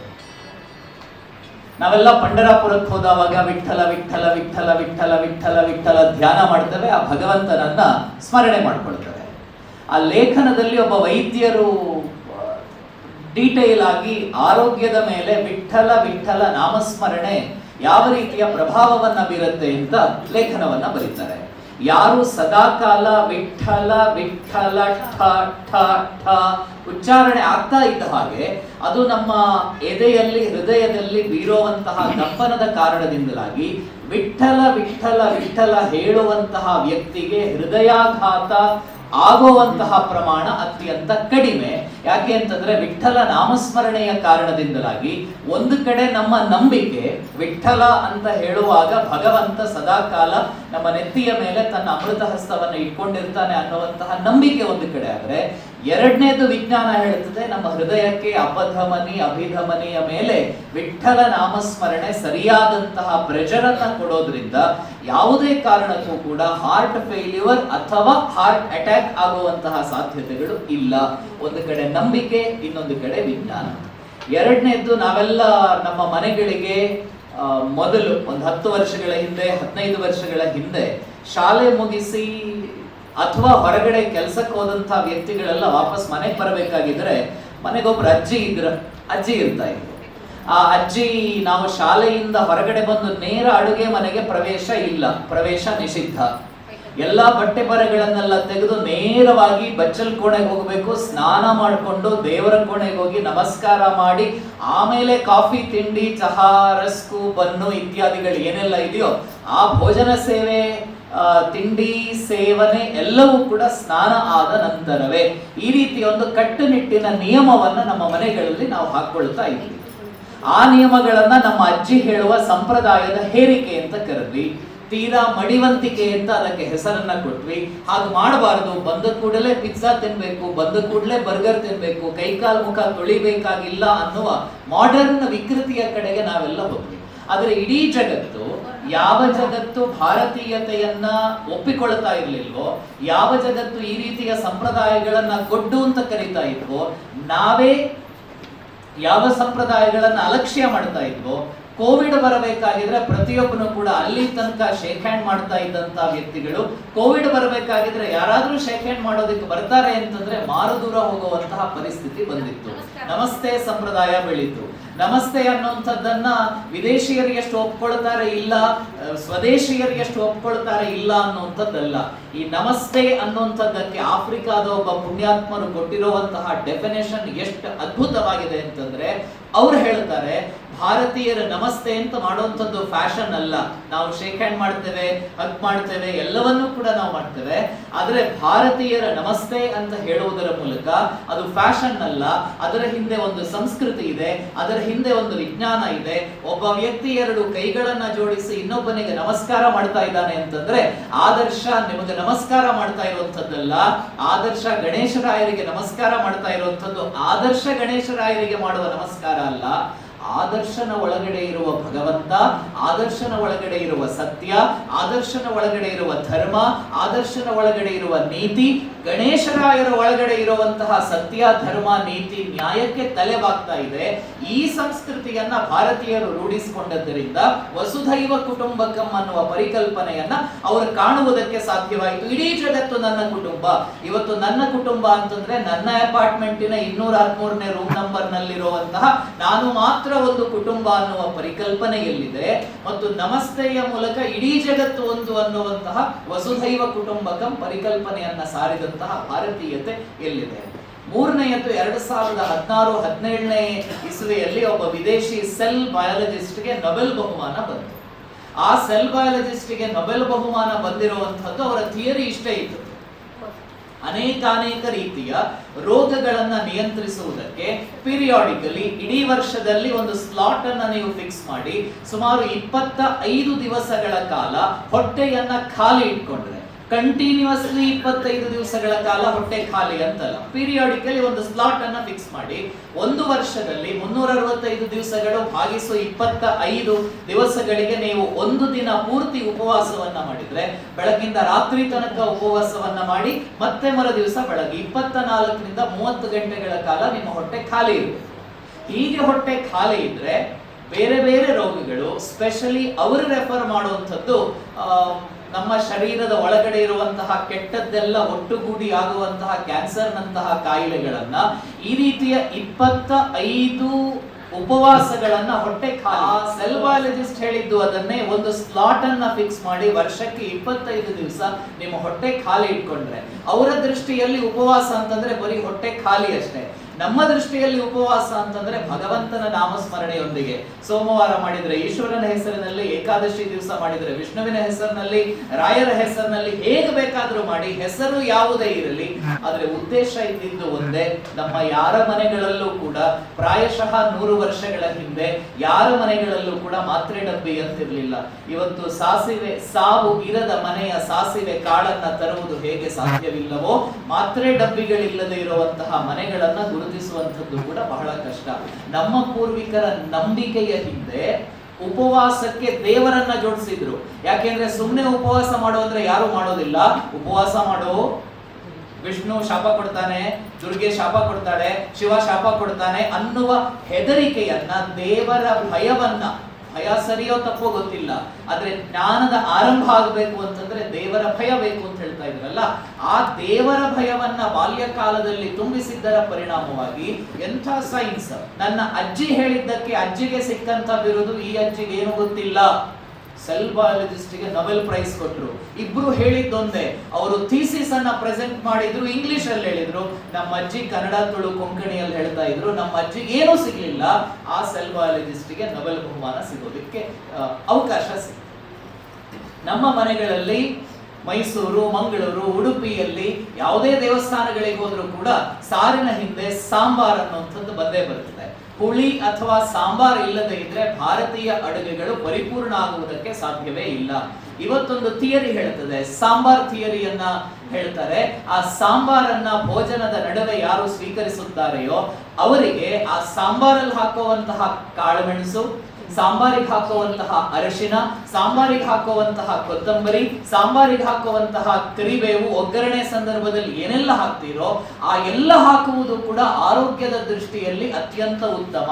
ಹಾಗಾಗಿ ಅರಿಶಿನ ಅನ್ನುವಂಥದ್ದು ನಾವೇನು ಮುಖಕ್ಕೆ ಹಚ್ಕೊಳ್ತೇವೆ ಆ ಅರಿಶಿನವನ್ನ, ಅಥವಾ ಆರೋಗ್ಯದ ಜೊತೆಗೆ ಏನು ಸೇವನೆ ಮಾಡ್ತೇವೆ, ಕಾಳುಮೆಣಸನ್ನ ಏನು ಸೇವನೆ ಮಾಡ್ತೇವೆ, ಈ ಕಾಳುಮೆಣಸನ್ನ ಹಾಕಿದ್ರೆ ನೀವು ಕೋವಿಶೀಲ್ಡು, ಕೋವ್ಯಾಕ್ಸಿನ್, ಅದರಿಂದ ಅದಾಗತ್ತಂತೆ, ಅದರಿಂದ ಇದಾಗತ್ತಂತೆ, 30% ಜನರಿಗೆ ಹಾಗಾಗತ್ತಂತೆ, ಇದು ಯಾವುದೂ ಕೂಡ ಇಲ್ಲದೆ ನಿರೋಗಿಗಳಾಗಿ ಬದುಕುವಂತಹ ಒಂದು ಅವಕಾಶವನ್ನ ನಮ್ಮ ಮೈಸೂರಿನ, ನಮ್ಮ ಮನೆಯ ಅಮ್ಮನ ಅಡುಗೆ ಮನೆಯಲ್ಲಿ, ಅಮ್ಮ MBBS ಮಾಡಲಿಲ್ಲ, ಅಮ್ಮ MD ಮಾಡಲಿಲ್ಲ, ಅಮ್ಮ ಯಾವುದೇ ಸೆಲ್ ಥಿಯರಿಗಳನ್ನ ಓದದೇ ಇದ್ದಂತಹ ಅಮ್ಮನೂ ಕೂಡ ಅಡುಗೆ ಮನೆಯ ಮೂಲಕ ಒಂದು ಅತ್ಯಂತ ಅದ್ಭುತವಾಗಿರುವಂತಹ ಶಾಸ್ತ್ರವನ್ನ ಈ ದೇಶಕ್ಕೆ ಪರಿಚಯ ಮಾಡಿಕೊಟ್ಟಿದ್ರಾಯ್ತು. ಎಂಥ ಅದ್ಭುತವಾಗಿರುವಂತಹ ವ್ಯವಸ್ಥೆಗಳು ನಮ್ಮ ಅಡುಗೆ ಮನೆಯ ಒಳಗಡೆಯಿಂದ, ನಮ್ಮ ಸುತ್ತಲಿನ ಹಿತ್ತಲಿನಿಂದ ಬರೋದಕ್ಕೆ ಸಾಧ್ಯವಾಗಿತ್ತು ಅಂತ ನಾವು ಯೋಚನೆಯನ್ನ ಮಾಡುವುದಕ್ಕೆ ಸಾಧ್ಯ ಇದೆ. ಹಾಗಾಗಿ ನಮ್ಮ ಯಾವ ಪರಂಪರೆಯೂ ಕೂಡ, ನಮ್ಮ ಯಾವ ನಂಬಿಕೆಯೂ ಕೂಡ ಅದು ಗೊಡ್ಡಲ್ಲ. ಅದರ ಹಿಂದೆ ವಿಶೇಷವಾಗಿರುವಂತಹ ವಿಜ್ಞಾನ ಇದೆ. ಆ ವಿಜ್ಞಾನವನ್ನ ನಾವು ಅರಿಯುವುದರ ಮೂಲಕ ಪ್ರಾಯಶಃ ಮುಂದಿನ ತಲೆಮಾರಿಗೆ ಅದನ್ನ ವರ್ಗಾಯಿಸದೇ ಇದ್ರೆ ಯಾವತ್ತೋ ಒಂದು ದಿವಸ ಯಾರೋ ಒಬ್ಬ ತುಳಸಿಗೆ ಪೇಟೆಂಟ್ ಅನ್ನ ತಗೊಂಡು ಮೈಸೂರಲ್ಲಿ ನಮ್ಮ ಮನೆ ಎದುರುಗಡೆ ತುಳಸಿ ಕಟ್ಟೆಯಲ್ಲಿ ತುಳಸಿ ಗಿಡ ನಡಬೇಕು ಅಂತಂದ್ರೆ ಅಮೆರಿಕಾದವನ ರಿಟರ್ನ್ ಪರ್ಮಿಷನ್ ತೆಗೆದುಕೊಳ್ಳುವಂತಹ ಒಂದು ಕಾಲಘಟ್ಟ ಬಂದ್ರೆ ಆಶ್ಚರ್ಯ ಇಲ್ಲ. ಶೀತ ಬಂದಾಗ, ಜ್ವರ ಬಂದಾಗ ಯಾರು ಕೂಡ ನಾವು ಡೋಲೋ 650ಗೆ ಹೋಗ್ತಾ ಇದ್ದಂತಹ ದಿವಸಗಳೇ ಇರಲಿಲ್ಲ. ನಮ್ಗೆ ಯಾರು ಕೂಡ ಪ್ಯಾರಾಸಿಟಮಾಲ್ ಬೇಕಾಗ್ತಾ ಇರಲಿಲ್ಲ. ಅಮ್ಮ ಹೋಗೋರು ಮರು ದಿವಸ ಬೆಳಗ್ಗೆ ತುಳಸಿ ಕೊಯ್ಯೋರು, ತುಳಸಿಯನ್ನ ಅರಿದು ಮಕ್ಕಳಿಗೆ ಕುಡಿಸ್ಬಿಟ್ಟಿದ್ರೆ ಸಕಲ ರೋಗಗಳ ಸರ್ವಬಾಧಾ ಪ್ರಶಮನವನ್ನ ನಮ್ಮ ತುಳಸಿ ಅರಸಿನಗಳೇ ಮಾಡ್ತಾ ಇದ್ದಂತಹ ಒಂದು ಕಾಲಘಟ್ಟಗಳಿಂದಲ್ಲ. ಆ ನಂಬಿಕೆಯನ್ನ, ಈ ನೆಲದ ಸಂಸ್ಕೃತಿಯನ್ನ ನಾವು ಅರಿತುಕೊಳ್ಳುವುದರ ಮೂಲಕ ಅದನ್ನ ಮಕ್ಕಳಿಗೆ ಹೇಳೋದಕ್ಕೆ ಒಂದು ಅವಕಾಶಗಳು ಸಾಧ್ಯ ಆಗುತ್ತಾ ಅಂತ ನೋಡಿ. ಒಬ್ಬ ಈ ನ್ಯಾಚುರೋಪತಿ ಡಾಕ್ಟರ್ ಬಹಳ ಸುಂದರವಾಗಿ ಅವರಿಗೆ ಬರುವಂತಹ ರೋಗಿಗಳಿಗೆಲ್ಲ ಒಂದು ಅದ್ಭುತವಾಗಿರುವಂತಹ ಔಷಧವನ್ನ ಹೇಳ್ತಾರೆ. ಪೂಜ್ಯ ಸ್ವಾಮೀಜಿಯವರು ಅವಾಗ ಕಾರ್ಕಳದ ಒಬ್ಬ ತಾಯಿಯ ಬಗ್ಗೆ ಮಾತನಾಡ್ತಾ ಇದ್ರು. ಅವರ ಪತಿ ಮಂಗಳೂರಿನ ಒಬ್ಬ ಶ್ರೇಷ್ಠ ವೈದ್ಯರು. ಆ ವೈದ್ಯರು ಒಂದು ಸಜೆಷನ್ ಅನ್ನ ಕೊಟ್ಟಿದ್ರೆ, ಈ ಕೀಮೋಥೆರಪಿ ಟ್ರೀಟ್ಮೆಂಟ್ ಆಗ್ತಾ ಇರಬೇಕಾಗಿದ್ರೆ ಸಾಮಾನ್ಯವಾಗಿ HB ಲೋ ಆಗುವಂಥದ್ದು ಸಹಜ, ಸಾಮಾನ್ಯವಾಗಿ. ಅದಲ್ಲದೆ ಇದ್ರೂ ಕೂಡ ಅನಿಮಿಯಾ ಏನಾದರೂ ಕಾಡ್ತದೆ ಅಂತಂದ್ರೆ HBZ ಟ್ಯಾಬ್ಲೆಟ್ ಅನ್ನ ತೆಗಿಬೇಕಾಗಿಲ್ಲ, 1 ಯೂನಿಟ್ 2 ಯೂನಿಟ್ ನೀವು ಬ್ಲಡ್ ಅನ್ನ ಹಾಕೊಳ್ಬೇಕಾಗಿಲ್ಲ. ತುಂಬಾ ಸರಳ. ಏನು ಅಂತಂದ್ರೆ ನಮ್ಮ ಮನೆಗಳಲ್ಲಿ ಬೆಳೆಯುವಂತಹ, ನಾವದನ್ನ ಕೃಷಿ ಮಾಡಿದ ಅಲ್ಲ, ಹಾಗೆ ಸುಮ್ಮನೆ ಬೆಳೆಯುವಂತಹ ಕೆಂಪು ದಾಸವಾಳವನ್ನ ಕೊಯ್ದು ಆ ದಾಸವಾಳದ ಎಲೆಯನ್ನ ನೀರಲ್ಲಿ ಕುದಿಸಿ ಸುಮಾರು 10 ರಿಂದ 12 ದಾಸವಾಳವನ್ನ ಒಂದು 3 ರಿಂದ 4 ಗ್ಲಾಸ್ ನೀರಲ್ಲಿ ಹಾಕಿ ಕುದಿಸಿ ಅದರ ನೀರನ್ನ ಕುಡಿಯುವುದರಿಂದ ತಿಂಗಳಿಗೆ ಸುಮಾರು ಅರ್ಧದಿಂದ 1 ಯೂನಿಟ್ ಬ್ಲಡ್ HB 6.5 7.5 10.5 ಇದ್ರೆ 1 ತಿಂಗಳ ಒಳಗಡೆ 1 ಯೂನಿಟ್ ಜಾಸ್ತಿ ಆಗ್ತದೆ ಅನ್ನುವಂಥದ್ದು ಇವತ್ತು ಆಧುನಿಕ ವೈದ್ಯರು ಕೂಡ ಒಪ್ಪುಕೊಳ್ತಾರೆ. ನಮ್ಮ ಮನೆಯಲ್ಲಿ ದಾಸವಾಳದ ಗೊಜ್ಜನ್ನ ಮೊಸರು ಜೊತೆ ಸೇರಿ ಮಾಡ್ತಾ ಇದ್ರಾಯ್ತು. ಆ ಅಮ್ಮನಿಗೋ ಆ ಅಜ್ಜಿಗೋ ಗೊತ್ತಿರಲಿಲ್ಲ ದಾಸವಾಳದಲ್ಲಿ HB ಇದೆ ಅನ್ನುವಂಥದ್ದು. ಗೊತ್ತಿತ್ತೋ ಗೊತ್ತಿಲ್ವೋ ನಮಗ್ ಗೊತ್ತಿಲ್ಲ. ಆದರೆ ನಮ್ಮ ಪ್ರತಿ ಆಚರಣೆಯ ಹಿಂದೆ ಒಂದು ವಿಜ್ಞಾನ ಅನ್ನುವಂಥದ್ದು ಇದ್ದೇ ಇದೆ. ಈ ವಿಜ್ಞಾನವನ್ನ ಹುಡುಕುವಂತಹ ಕೆಲಸವನ್ನ ನಾವು ಮಾಡಬೇಕಷ್ಟೇ. ನಮ್ಮ ಪೂರ್ವಿಕರು ಪೂಜ್ಯರೇನು ಬಹಳ ಸುಂದರವಾಗಿ ನಮ್ಮ ಭಾರತದ ಪ್ರಾಚೀನ ವೈಜ್ಞಾನಿಕ ಪರಂಪರೆಯನ್ನ ನಮ್ಮ ಎದುರುಗಡೆ ತೆಗೆದಿಟ್ರು. ಆ ಪರಂಪರೆಯನ್ನ ನಾವು ಹೇಳಬೇಕಲ್ಲ. ನಮ್ಮ ಟೆಕ್ಸ್ಟ್ ಬುಕ್ ಅಲ್ಲಿ ಇಲ್ಲ, ನಿಜ. ನಾನು ಅದನ್ನು ಅನುಭವಿಸಿದೆ.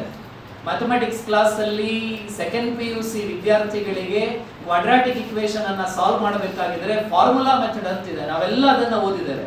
x = -b ± √b² - 4ac whole divided by 2a. ಮಕ್ಕಳಿಗೆ ಆ ಫಾರ್ಮುಲಾವನ್ನ ಬರೆಯೋದಕ್ಕಿಂತ ಮೊದಲು ಒಂದು ಕ್ವಾಡ್ರಾಟಿಕ್ ಇಕ್ವೇಶನ್ ಅನ್ನ ಕೊಟ್ಟು please solve this by Shridhara's method, Shridhara's formula ಅಂತಂದ್ರೆ ಮಕ್ಕಳು ನಗ್ತಾರೆ. Solve this by Pythagoras theorem ಅಂತಂದ್ರೆ ತುಂಬಾ ಸೀರಿಯಸ್ ಆಗಿ ಸಾಲ್ವ್ ಮಾಡ್ತಾರೆ. ಯೂಲರ್ಸ್ ಫಾರ್ಮುಲಾ ಅಂತಂದ್ರೆ ತುಂಬಾ ಖುಷಿಯಾಗಿ ಹೇಳ್ತಾರೆ. ಫರ್ಮ್ಯಾಕ್ಸ್ ಥಿಯರಮ್ ಅಂತಂದ್ರೆ ತುಂಬಾ ಖುಷಿಯಾಗಿ ಸಂತೋಷದಿಂದ ಒಪ್ಕೊಳ್ತಾರೆ. ಅದೇ ಶ್ರೀಧರಾಸ್ ಫಾರ್ಮುಲಾ ಅಂತಂದ್ರೆ ಮುಸಿ ನಗ್ತಾರೆ. ಆಧುನಿಕ ವಿಜ್ಞಾನ, ನಾಸಾದವರು ಏನೇ ಹೇಳಿದ್ರು, ಆಧುನಿಕ ವಿಜ್ಞಾನ, ಇಸ್ರೋದವರು ಚಂದ್ರಯಾನ ಮಾಡಬೇಕಾಗಿದ್ರೆ ಇಸ್ರೋದ ಅನೇಕ ವಿಜ್ಞಾನಿಗಳು ಜ್ಯೋತಿಷ್ಯ ಶಾಸ್ತ್ರವನ್ನ ಅಧ್ಯಯನ ಮಾಡ್ತಾರಂತೆ. ಜ್ಯೋತಿಷ್ಯ ಶಾಸ್ತ್ರದ ಆಧಾರದ ಮೇಲೆ ವಿಜ್ಞಾನವನ್ನ ಬೆಳೆಸುವಂತಹ ಪ್ರಯತ್ನವನ್ನ ಮಾಡ್ತಾರೆ. ಯಾವುದೂ ಸುಳ್ಳಲ್ಲ. ಆರ್ಯಭಟ ಎಷ್ಟೋ ರಾತ್ರಿಗಳ ಕಾಲ ನಿದ್ದೆಯನ್ನ ಬಿಟ್ಟು ಬರಿಯಗಣ್ಣಿನಲ್ಲಿ ಆಕಾಶಕಾಯಿಗಳನ್ನ ನೋಡಿ ಬರೆದಂತಹ ಆರ್ಯಭಟೀಯಂ ಇವತ್ತಿಗೂ ಕೂಡ ವಿಜ್ಞಾನದ ಸೂಪರ್ ಸ್ಟಾರ್. ಯಾವ ಪೈಥಾಗೋರಸ್ ಥಿಯರಮ್ ಅಂತ ನಾವು ಕರೀತೇವೆ, ಆ ಪೈಥಾಗೋರಸ್ ಥಿಯರಮ್ ಶಿಲ್ಪಸೂತ್ರ, ಬೌಧಾಯನ, ಆ ಪೈಥಾಗೋರಸ್ ಥಿಯರಮ್ ಅನ್ನ ಭಾಸ್ಕರಾಚಾರ್ಯ ತನ್ನ ಮಗಳ ಲೀಲಾವತಿಯ ಜೊತೆಯಲ್ಲಿ ಮಾತುಕತೆ ಮಾಡ್ತಾ, ಸಾಮಾನ್ಯವಾಗಿ ಅಪ್ಪ ಮತ್ತು ಮಗಳ ಮಾತುಕತೆಗಳು ಹೇಗಿರುತ್ತದೆ, ಅಪ್ಪ ನನಗೊಂದು ಸೀರೆ ಬೇಕು, ಅಪ್ಪ ನನಗೊಂದು ಚಾಕ್ಲೇಟ್ ಬೇಕು ಅನ್ನುವಂತಹ ಮಾತುಕತೆಗಳಿದ್ರೆ, ಲೀಲಾವತಿ ಮತ್ತು ಭಾಸ್ಕರಾಚಾರ್ಯ ಅಪ್ಪ ಮತ್ತು ಮಗಳ ಮಾತುಕತೆಗಳು ಸಂಸ್ಕೃತದಲ್ಲಿ ಮ್ಯಾಥಮೆಟಿಕಲ್ ಕ್ಯಾಲ್ಕುಲೇಷನ್ಗಳಾಗಿತ್ತು. ಶ್ಲೋಕದ ರೂಪದಲ್ಲಿ ಅಪ್ಪ ಮಗಳು ಮಾತನಾಡ್ತಾ ಇದ್ರು. ಅಪ್ಪ ಮಗಳ ಹತ್ರ ಕೇಳುವಂಥದ್ದು, ಹೇ ಮಗಳೇ ಮುಗ್ಧೆ, ನೋಡು ಆ ಮರದ ಮೇಲೊಂದು ನವಿಲಿದೆ, ಆ ಮರದ ಬುಡದಲ್ಲೊಂದು ಪೊಟರೆ ಇದೆ, ಆ ಪೊಟರೆಯ ಒಳಗಡೆ ಇದ್ದ ಹಾವು ಹೊರಗಡೆ ಹೋಗಿದೆ, ಆ ಹಾವು ವಾಪಸ್ ಪೊಟರೆಯ ಒಳಗಡೆ ಬರಬೇಕಾಗಿದ್ರೆ ಹಾವು ಮತ್ತು ನವಿಲಿನ ಸ್ಪೀಡ್ ಎರಡು ಒಂದೇ ಆಗಿದ್ರೆ ಯಾವ ಜಾಗದಲ್ಲಿ ನವಿಲು ಮತ್ತು ಹಾವು ಸಂಧಿಸುತ್ತವೆ, ಇವಾಗ ಹಾವು ಮತ್ತು ಪೊಟರೆಯ ನಡುವಿನ ಡಿಸ್ಟೆನ್ಸ್ ಎಷ್ಟು ಅನ್ನುವಂತಹ ಮಾತುಕತೆಯನ್ನ ತಂದೆ ಮಗಳು ಶ್ಲೋಕದ ರೂಪದಲ್ಲಿ ಬರೀ 4 ಸಾಲು, ಆ 4 ಸಾಲನ್ನ ಬಿಡಿಸಬೇಕು ಅಂತಂದ್ರೆ ಇವತ್ತಿನ ಸೋ ಕಾಲ್ಡ್ ಪೈಥಾಗೋರಸ್ ಥಿಯರಮ್ ನ ಹಿಂದೆ ನಾವು ಹೋಗ್ತೇವೆ. ನಮ್ಮ ಭಾಸ್ಕರಾಚಾರ್ಯ ನಮ್ಮ ಮಕ್ಕಳಿಗೆ ಆಂಡರ್ಸನ್ ಕೊಟ್ಟದ್ದು ಅಂದ್ರೆ ಖುಷಿ ಪಡ್ತಾರೆ, ತುಂಡರ್ಸನ್ ಕೊಟ್ಟದ್ದು ಅಂದ್ರೆ ಖುಷಿ ಪಡ್ತಾರೆ, ಗುಂಡರ್ಸನ್ ಹೇಳಿದ್ದು ಅಂತಂದ್ರೆ ಗ್ರೇಟ್ ಅಂತ ಹೇಳ್ತೇವೆ. ಎಲ್ಲವೂ ಗ್ರೇಟ್, ಅವರೆಲ್ಲರೂ ಗ್ರೇಟ್.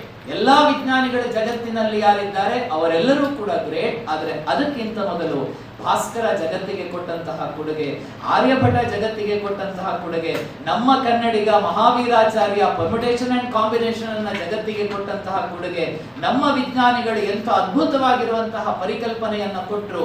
ಯಾಕೆ ಒಂದು ಎಕ್ಸ್ಪ್ರೆಸ್ ಹೈವೇಯನ್ನ ಮಾಡಬೇಕಾಗಿದ್ರೆ 16 ಯೋಚನೆಗಳು ಬರ್ತದೆ.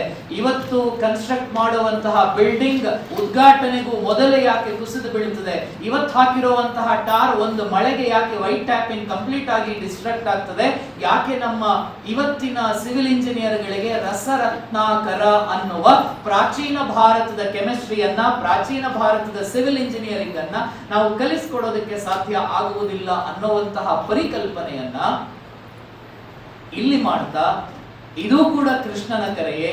ಹೇಗೆ ಭವಿಷ್ಯದಲ್ಲಿ ಭಾರತಕ್ಕೆ ಯಾವುದೇ ಅಪಾಯಗಳು ಎದುರಾಗದಂತೆ ನಾವು ಸನ್ನದ್ಧರಾಗಬೇಕು ಅನ್ನುವಂತಹ ಒಂದು ಪ್ರಶ್ನೆ ಬಂದಿತ್ತು. ಆ ಪ್ರಶ್ನೆಗೆ ಉತ್ತರ ನಾವು ಮತ್ತೆ ನಮ್ಮ ರೂಟ್, ನಾವು ಮತ್ತೆ ನಮ್ಮ ಮೂಲಕ್ಕೆ ಹೋಗುವಂಥದ್ದು. ನಮ್ಮ ಹಿಂದಿನವರು ಯಾವ ಸಂಸ್ಕೃತಿಯನ್ನ, ವಿಜ್ಞಾನವನ್ನ ಹಾಕಿಕೊಟ್ಟಿದ್ದಾರೆ, ಆ ವಿಜ್ಞಾನದ ಆಧಾರದಲ್ಲಿ ಬೆಳೆಯುವಂಥದ್ದೇ ಪ್ರಾಯಶಃ ಮುಂದಿನ ದಿವಸಗಳಲ್ಲಿ ನಮಗಿರುವಂತಹ ಒಂದು ಬಹಳ ದೊಡ್ಡ ಸವಾಲು. ನಾವು ಎಷ್ಟರ ಮಟ್ಟಿಗೆ ಅದನ್ನ ನೋಡಿದ್ದೇವೆ ಅಂತ ಗೊತ್ತಿಲ್ಲ, ಎಷ್ಟರ ಮಟ್ಟಿಗೆ ಅಧ್ಯಯನ ಮಾಡಿದ್ದೇವೆ ಅಂತ ಗೊತ್ತಿಲ್ಲ. ಇವತ್ತು ನಮ್ಮ ಮನೆಗೆ ನಾವು ತಂದು ಹಾಕುವಂತಹ ಒಂದು ಕಬ್ಬಿಣದ ಕಿಟಕಿ ಪೇಂಟ್ ಕೊಟ್ಟ 3-4 ತಿಂಗಳುಗಳಲ್ಲಿ ರಸ್ಟ್ ಹಿಡಿಯುತ್ತದೆ. ಆ ದೆಹಲಿಯ ವಿಷ್ಣು ಸ್ತಂಭ 800 ವರ್ಷಗಳಿಂದ ಮಳೆ, ಗಾಳಿ, ಗುಡುಗು, ಸಿಡಿಲು, ಚಳಿ ಎಲ್ಲದಕ್ಕೂ ತನ್ನನ್ನು ತೆರೆದುಕೊಂಡು ನಿಂತಿದೆ. ಒಂದು ಪಾರ್ಟಲ್ಲೂ ಕೂಡ ಅದಕ್ಕೆ ರಸ್ಟ್ ಹಿಡಿಯೋದಕ್ಕೆ ಸಾಧ್ಯ ಆಗಿಲ್ಲ ಅಂತಂದ್ರೆ ಆ ಕಾಲದಲ್ಲಿ ಫಾಸ್ಫರಸ್ ಮತ್ತು ಆಕ್ಸಿಜನ್ ಅನ್ನ ಮಿಕ್ಸ್ ಮಾಡುವಂತಹ ಟೆಕ್ನಾಲಜಿ 800 ವರ್ಷಗಳ ಹಿಂದೆ ನಮ್ಮ ಪೂರ್ವಿಕರಿಗೆ ಗೊತ್ತಿತ್ತು. ಹಾಗಿದ್ರೆ ಇವತ್ತು ಯಾಕೆ ಆ ಟೆಕ್ನಾಲಜಿಯನ್ನು ಉಪಯೋಗ ಮಾಡುವುದಕ್ಕೆ ಸಾಧ್ಯ ಇಲ್ಲ? ಯಾವ ಆದಿ ಶಂಕರಾಚಾರ್ಯರು ಕೊಡಚಾದ್ರಿಗೆ ಬಂದ್ರೋ ಅಲ್ಲಿ ಇರುವಂತಹ ಕಬ್ಬಿಣದ ಸ್ತಂಭಕ್ಕೆ ಯಾಕೆ ಇವತ್ತಿಗೂ ಕೂಡ ರಸ್ಟ್ ಹಿಡಿಯುವುದಕ್ಕೆ ಸಾಧ್ಯ ಇಲ್ಲ? ಈ ರೀತಿಯ ಯೋಚನೆಗಳನ್ನ ನಮ್ಮ ಮಕ್ಕಳಿಗೆ ಕೊಡುವುದರ ಮೂಲಕ ಸಾಧ್ಯ ಆದಷ್ಟು ನಮ್ಮ ತರಗತಿಯಲ್ಲಿ, ಹೇಗೆ ಪೂಜ್ಯರು ಒಂದು PPTಯನ್ನ ಪ್ರೆಸೆಂಟ್ ಮಾಡಿದ್ರು ನಮ್ಮ ಶಾಲೆಗಳಲ್ಲಿ, ನನ್ನ ತರಗತಿ ಆರಂಭ ಆಗೋದಕ್ಕಿಂತ ಮೊದಲು ನಾನು ಇಂಗ್ಲಿಷ್ ಪಾಠ ಮಾಡ್ತೀನೋ, ಇಂಗ್ಲಿಷ್ ಪಾಠ ಮಾಡಬೇಕಾಗಿದ್ರೆ ನಾವು ಅನೇಕ ಸಂದರ್ಭಗಳಲ್ಲಿ ಹೇಳ್ತೇವೆ Kalidasa is the Shakespeare of India. ಅದು ಹೇಗೆ ಸಾಧ್ಯ ಆಗ್ತದೆ? ಯಾವ ಕಾಳಿದಾಸ, ಯಾವ ಶೇಕ್ಸ್ಪಿಯರು? ಇಂಗ್ಲೆಂಡ್ನವ್ರು ಹೇಳಬೇಕು Shakespeare is Kalidasa of England ಅಂತ ಅವ್ರು ಹೇಳಬೇಕು. ನಾವು ಹೇಳ್ಕೊಳ್ತೇವೆ ಕಾಳಿದಾಸ ಅನ್ನುವಂಥವನು ಭಾರತದ ಶೇಕ್ಸ್ಪಿಯರ್. ಯಾವ ಕಾಳಿದಾಸ ಇದ್ದಲ್ಲೇ ಕುಳಿತುಕೊಂಡು ಇಡೀ ಜಗತ್ತನ್ನ ಮೇಘದೂತದ ಮೂಲಕ ಇಡೀ ಭಾರತದ ಪರಿಕ್ರಮವನ್ನ ಮಾಡುವುದಕ್ಕೆ ಸಾಧ್ಯ ಆಯಿತೋ ಅಂಥ ಕಾಳಿದಾಸನ ಪರಿಚಯವನ್ನ ನನ್ನ ಆಂಗ್ಲ ತರಗತಿಯಲ್ಲಿ, ನನ್ನ ಸಂಸ್ಕೃತ ತರಗತಿಯಲ್ಲಿ ಪಾಣಿನಿಯ ಅಷ್ಟಾಧ್ಯಾಯಿಯನ್ನ ಹೇಳ್ತಾ ಹೇಳ್ತಾ ಹೇಳ್ತಾ ಜರ್ಮನಿಯ ವಿದ್ವಾಂಸರು ಹೇಳ್ತಾರೆ, ಬನ್ನಂಜೆ ಗೋವಿಂದಾಚಾರ್ಯರು ಸಂಸ್ಕೃತ ಸಮ್ಮೇಳನದಲ್ಲಿ ಬಹಳ ದುಃಖದಿಂದ ಹೇಳಿದ್ರು. ಅವರಿಗೆ ಭೇಟಿಯಾದಂತಹ ಜರ್ಮನಿಯ ವಿದ್ವಾಂಸರು ಬನ್ನಂಜೆ ಗೋವಿಂದಾಚಾರ್ಯರಿಗೆ ಚಾಲೆಂಜ್ ಹಾಕ್ತಾರಂತೆ, ವಿನಂತಿ ಮಾಡ್ತಾರಂತೆ, ಅಥವಾ ಒಂದು ರೀತಿಯಲ್ಲಿ ಭಾರತದಲ್ಲಿ ಈ ತರಹ ಆಗದೆ ಇದ್ರೆ ಮುಂದೇನು? ಜರ್ಮನಿ ವಿದ್ವಾಂಸರವರಿಗೆ ಹೇಳುವಂತಹ ಮಾತು, ಭಾರತೀಯ ಪಾಠಶಾಲೆಗಳಲ್ಲಿ, ಭಾರತೀಯ ಸಂಸ್ಕೃತ ಯೂನಿವರ್ಸಿಟಿಗಳಲ್ಲಿ, ಸಂಸ್ಕೃತ ಕಾಲೇಜುಗಳಲ್ಲಿ ನೀವು ಮಕ್ಕಳಿಗೆ ಐ ಉಣ್ ಋಲ್ ಋಕ್ ಮಾಹೇಶ್ವರ ಸೂತ್ರವನ್ನ ಕಲಿಸದೇ ಇದ್ರೆ, ಭಾಷೆಯ ಆರಂಭ ಹೇಗಾಗ್ತದೆ ಅನ್ನುವಂಥದ್ದನ್ನ ಹೇಳದೇ ಇದ್ರೆ, ಅಷ್ಟಾಧ್ಯಾಯಿಯನ್ನ ಕಲಿಸದೇ ಇದ್ರೆ, ಸಂಧಿ, ಸಮಾಸ, ಅಕಾರ, ಹಕಾರ ಇವುಗಳ ವ್ಯತ್ಯಾಸವನ್ನ ಕಲಿಸದೇ ಇದ್ರೆ, ಪ್ರಾಯಶಃ ಇನ್ನು 40 ವರ್ಷಗಳಲ್ಲಿ ಅಷ್ಟಾಧ್ಯಾಯಿಯನ್ನ ಕಲಿಯೋದಕ್ಕೆ ಭಾರತದಲ್ಲಿ ಗುರುಕುಲಗಳು ಉಳಿಯದೇ ಇದ್ರೆ, ಯೋಚನೆ ಮಾಡಬೇಡಿ ಆಚಾರ್ಯರೇ, ನಮ್ಮ ಜರ್ಮನಿಗೆ ಬನ್ನಿ, ಜರ್ಮನಿಯಲ್ಲಿ ಈ ತರಹದ ಅಷ್ಟಾಧ್ಯಾಯಿಯನ್ನ ಕಲಿಸುವಂತಹ ಒಂದು ವ್ಯವಸ್ಥೆ ಸೆಟಪ್ ಆಗಿದೆ, ನೀವು ಯೋಚನೆ ಮಾಡಬೇಡಿ, ಅದು ಹಂಗಿಸಿದ್ದೋ ಹೊಗಳಿದ್ದೋ ಏನೋ ಅನ್ನುವಂಥದ್ದು ಗೊತ್ತಿಲ್ಲ ಅಂತ ಗೋವಿಂದಾಚಾರ್ಯರು ಬಹಳ ನೋವಿನಿಂದ ಹೇಳಿದರು. ನಮ್ಮ ಪೂರ್ವಿಕರ ಯೋಚನೆಗಳನ್ನ, ನಮ್ಮ ಪೂರ್ವಿಕರ ವಿಜ್ಞಾನವನ್ನ, ಭಾಷಾಶಾಸ್ತ್ರವನ್ನ ನಾವೇ ಅಧ್ಯಯನ ಮಾಡದೇ ಇದ್ರೆ ಪ್ರಾಯಶಃ ಮುಂದಕ್ಕೆ ಅದನ್ನ ಯಾರೂ ಅಧ್ಯಯನ ಮಾಡೋದಕ್ಕೆ ಸಾಧ್ಯ ಆಗ್ಲಿಕ್ಕಿಲ್ಲ. ಹೇಗೆ ವೇದಗಣಿತ ಅನ್ನುವಂತಹ ವೇಗಗಣಿತ, ಅಥರ್ವ ವೇದದ ಎಷ್ಟೋ ಸೂತ್ರಗಳು ನಷ್ಟವಾಗಿ ಭಾರತೀ ಕೃಷ್ಣ ತೀರ್ಥ ಸ್ವಾಮಿಗಳು ಕೇವಲ 16 ಸೂತ್ರಗಳ ಮೂಲಕವೇ ಅಂಥ ಅದ್ಭುತವಾಗಿರುವಂತಹ ಥಿಯರಿಯನ್ನ ಕೊಟ್ರೆ, ನಮ್ಮ ಉಡುಪಿ, ಮಂಗಳೂರು, ಮೈಸೂರಿನ ಕೋಚಿಂಗ್ ಸೆಂಟರ್ಗಳಲ್ಲಿ ಅದೇ ವೇದಗಣಿತದ 25x25 ಏಕಾಧಿಕೇನ ಪೂರ್ವೇಣ ಅನ್ನುವ ಸಂಸ್ಕೃತದ ವೇದಗಣಿತದ ಸೂತ್ರವನ್ನ ಅಬ್ಯಾಕಸ್ ಅನ್ನುವಂತಹ ಹೊಸ ಹೆಸರಿನಲ್ಲಿ ಕಲಿಸ್ಕೊಡ್ತಾರೆ. ಏಕಾಧಿಕೇನ ಪೂರ್ವೇಣ 25x25 625 ಸೇಮ್ ನಂಬರ್ ಅಂಡ್ 5 ಇದ್ದರೆ ಅದರ ಮಲ್ಟಿಪ್ಲಿಕೇಶನ್ ಅನ್ನ ಯಾವುದಾದರೂ ಒಂದು ನಂಬರ್ ಅನ್ನ ಏಕ ಅಧಿಕೇನ ಪೂರ್ವೇಣ ಅನ್ನುವಂತಹ ಸೂತ್ರವನ್ನ ಭಾರತೀ ಕೃಷ್ಣ ತೀರ್ಥರಾಗಲಿ ಅಥರ್ವ ವೇದದ ಉಲ್ಲೇಖವನ್ನೇ ತೆಗೆಯದೆ, ಇದು ಗ್ರೀಕರು ಅಬ್ಯಾಕಸ್ ಗೊತ್ತಿದೆಯಾ ಪ್ರಾಚೀನ ಅಂತೆಲ್ಲ ಹೇಳಿ ಕಲಿಸುವಂತಹ ಒಂದು ಪ್ರಕ್ರಿಯೆ ನಡೀತಾ ಇದೆಯಲ್ಲ, ಇದನ್ನ ನಾವು ನಮ್ಮ ಶಾಲೆಗಳಲ್ಲಿ, ನನ್ನ ತರಗತಿಗಳಲ್ಲಿ, ನನ್ನ ಸಬ್ಜೆಕ್ಟ್ಗಳು ಬಂದಾವಾಗ ಹೇಳುವಂತಹ ಕೆಲಸವನ್ನ ಮಾಡಿದರೆ ಅದು ಬಹಳ ದೊಡ್ಡ ರಾಷ್ಟ್ರ ಸೇವೆ ಆಗ್ತದೆ. ಅದಕ್ಕಿಂತ ಎಕ್ಸ್ಟ್ರೀಮ್ ಪ್ರಾಯಶಃ ಇನ್ನೊಂದು ಹೋಗುವುದಕ್ಕೆ ಸಾಧ್ಯವೇ ಇಲ್ಲ. ಕೊನೆಯ ಒಂದು ಮಾತು, ನನಗೊಬ್ಬರು ನಾಗಭಟ್ರಂತ ಹಿಸ್ಟ್ರಿ ಟೀಚರ್ ಇದ್ರಾಯ್ತು. ಅವರು ಪ್ರತಿ ಬಾರಿ ಕೂಡ ಏಪ್ರಿಲ್ ಮೇ ರಜೆ ಬಂದಾವಾಗ ಅವರು ಮಾನಸ ಸರೋವರ, ಕೇದಾರ, ಚಾರ್ಧಾಮ್ ಯಾತ್ರೆಗೆ ಅಂತ ಹೋಗ್ತಾ ಇದ್ರು. ಅವರು ತರಗತಿಗೆ ಬಂದು ಪಾಠ ಮಾಡಬೇಕಾಗಿದ್ರೆ 40 ನಿಮಿಷದ ಒಂದು ಪೀರಿಯಡ್ ನಮ್ಮ ಹೈಸ್ಕೂಲಲ್ಲಿ ಇದ್ದದ್ದು. ಮೊದಲ 20 ನಿಮಿಷಗಳ ಕಾಲ ಟೆಕ್ಸ್ಟ್ ಬುಕ್ ಅನ್ನ ಓದ್ತಾ ಪಾಠ ಮಾಡೋರು. 20 ನಿಮಿಷ ಆದ ತಕ್ಷಣ ಟೆಕ್ಸ್ಟ್ ಬುಕ್ ಅನ್ನ ಮುಚ್ಚಿಟ್ಟು ಇದುವರೆಗೆ ನಾನು ಹೇಳಿದ್ದು ಪರೀಕ್ಷೆಗೆ, ಇನ್ನು ಮುಂದೆ ಹೇಳ್ತಾ ಇರುವಂತದ್ದು ನಿಜವಾದ ಇತಿಹಾಸ ಅಂತ ನಿಜವಾದ ಇತಿಹಾಸಗಳನ್ನೆಲ್ಲ ಕಥೆಗಳನ್ನೆಲ್ಲ ಹೇಳ್ತಾ ಇದ್ರಾಯ್ತು. ಹೇಗೆ ಶಿವಾಜಿ ಮಹಾರಾಜರನ್ನ ನಾವು ಮರಾಠ ಸಾಮ್ರಾಜ್ಯದಲ್ಲಿ ಬರೀ ಒಂದು ಮರಾಠ ಸಾಮ್ರಾಜ್ಯದ ನಾಯಕ ಅಂತ ಉಲ್ಲೇಖ ಮಾಡ್ತೇವೆ, ಹೇಗೆ ಛತ್ರಪತಿ ಶಿವಾಜಿ ಮಹಾರಾಜರನ್ನ ಇವತ್ತಿಗೆ ವಿಯೆಟ್ನಾಂನ ಜನ ತಮ್ಮ ಹೀರೋ ಅಂತ ಛತ್ರಪತಿ ಶಿವಾಜಿ ಮಹಾರಾಜರನ್ನ ತಮ್ಮ ಸ್ವಾತಂತ್ರ್ಯ ಹೋರಾಟದ ಜನಕ ಅಂತ ಹೇಗೆ ಗುರುತಿಸ್ತಾರೆಯೋ, ಆ ಹಿನ್ನೆಲೆಯಲ್ಲಿ ಆ ಎಲ್ಲ ರಾಜ ಮಹಾರಾಜರುಗಳ ಕಥೆಗಳನ್ನ, ನಮ್ಮ ವೈಜ್ಞಾನಿಕ ಆವಿಷ್ಕಾರಗಳನ್ನ, ನಮ್ಮ ಚಿಂತನೆಗಳನ್ನ ಮುಂದಿನ ತಲೆಮಾರಿಗೆ ವರ್ಗಾವಣೆ ಮಾಡುವಂತಹ ಬಹಳ ದೊಡ್ಡ ಜವಾಬ್ದಾರಿ ನಮ್ಮ ಎಲ್ಲರ ಹೆಗಲ ಮೇಲಿದೆ. ಭೋಜನ ವಿರಾಮದ ಬಳಿಕ ಪ್ರಾಯಶಃ ಈ ರೀತಿಯ ಒಂದು ಚಿಂತನ ಮಂಥನವನ್ನ ನಾವು ಮಾಡಲೇಬೇಕಾಗಿರುವಂತಹ ಒಂದು ಅಗತ್ಯ ಇದೆ. ಯಾಕೆ ಅಂತಂದ್ರೆ ಆ ಅಗತ್ಯ ಇಲ್ಲದೆ ಇದ್ರೆ ನಾಳೆ ಭಾರತದ ಸ್ವಾತಂತ್ರ್ಯ ಹೋರಾಟಗಾರರು ಯಾರು ಅಂತ ಕೇಳಿದ್ರೆ ನಮ್ಮ ಇತಿಹಾಸದ ಎಲ್ಲ ಪುರುಷರನ್ನ ಬಿಟ್ಟೇ ಬಿಟ್ಟು ಯಾರೋ ಒಂದು 2, 3, 4, 5 ಹೆಸರುಗಳನ್ನ ಹೇಳಿ ಮುಕ್ತಾಯಗೊಳಿಸುವಂತಹ ಕೆಲಸ ಬಂದರೂ ಆಶ್ಚರ್ಯ ಆಗಬೇಕಾಗೇನೂ ಇಲ್ಲ.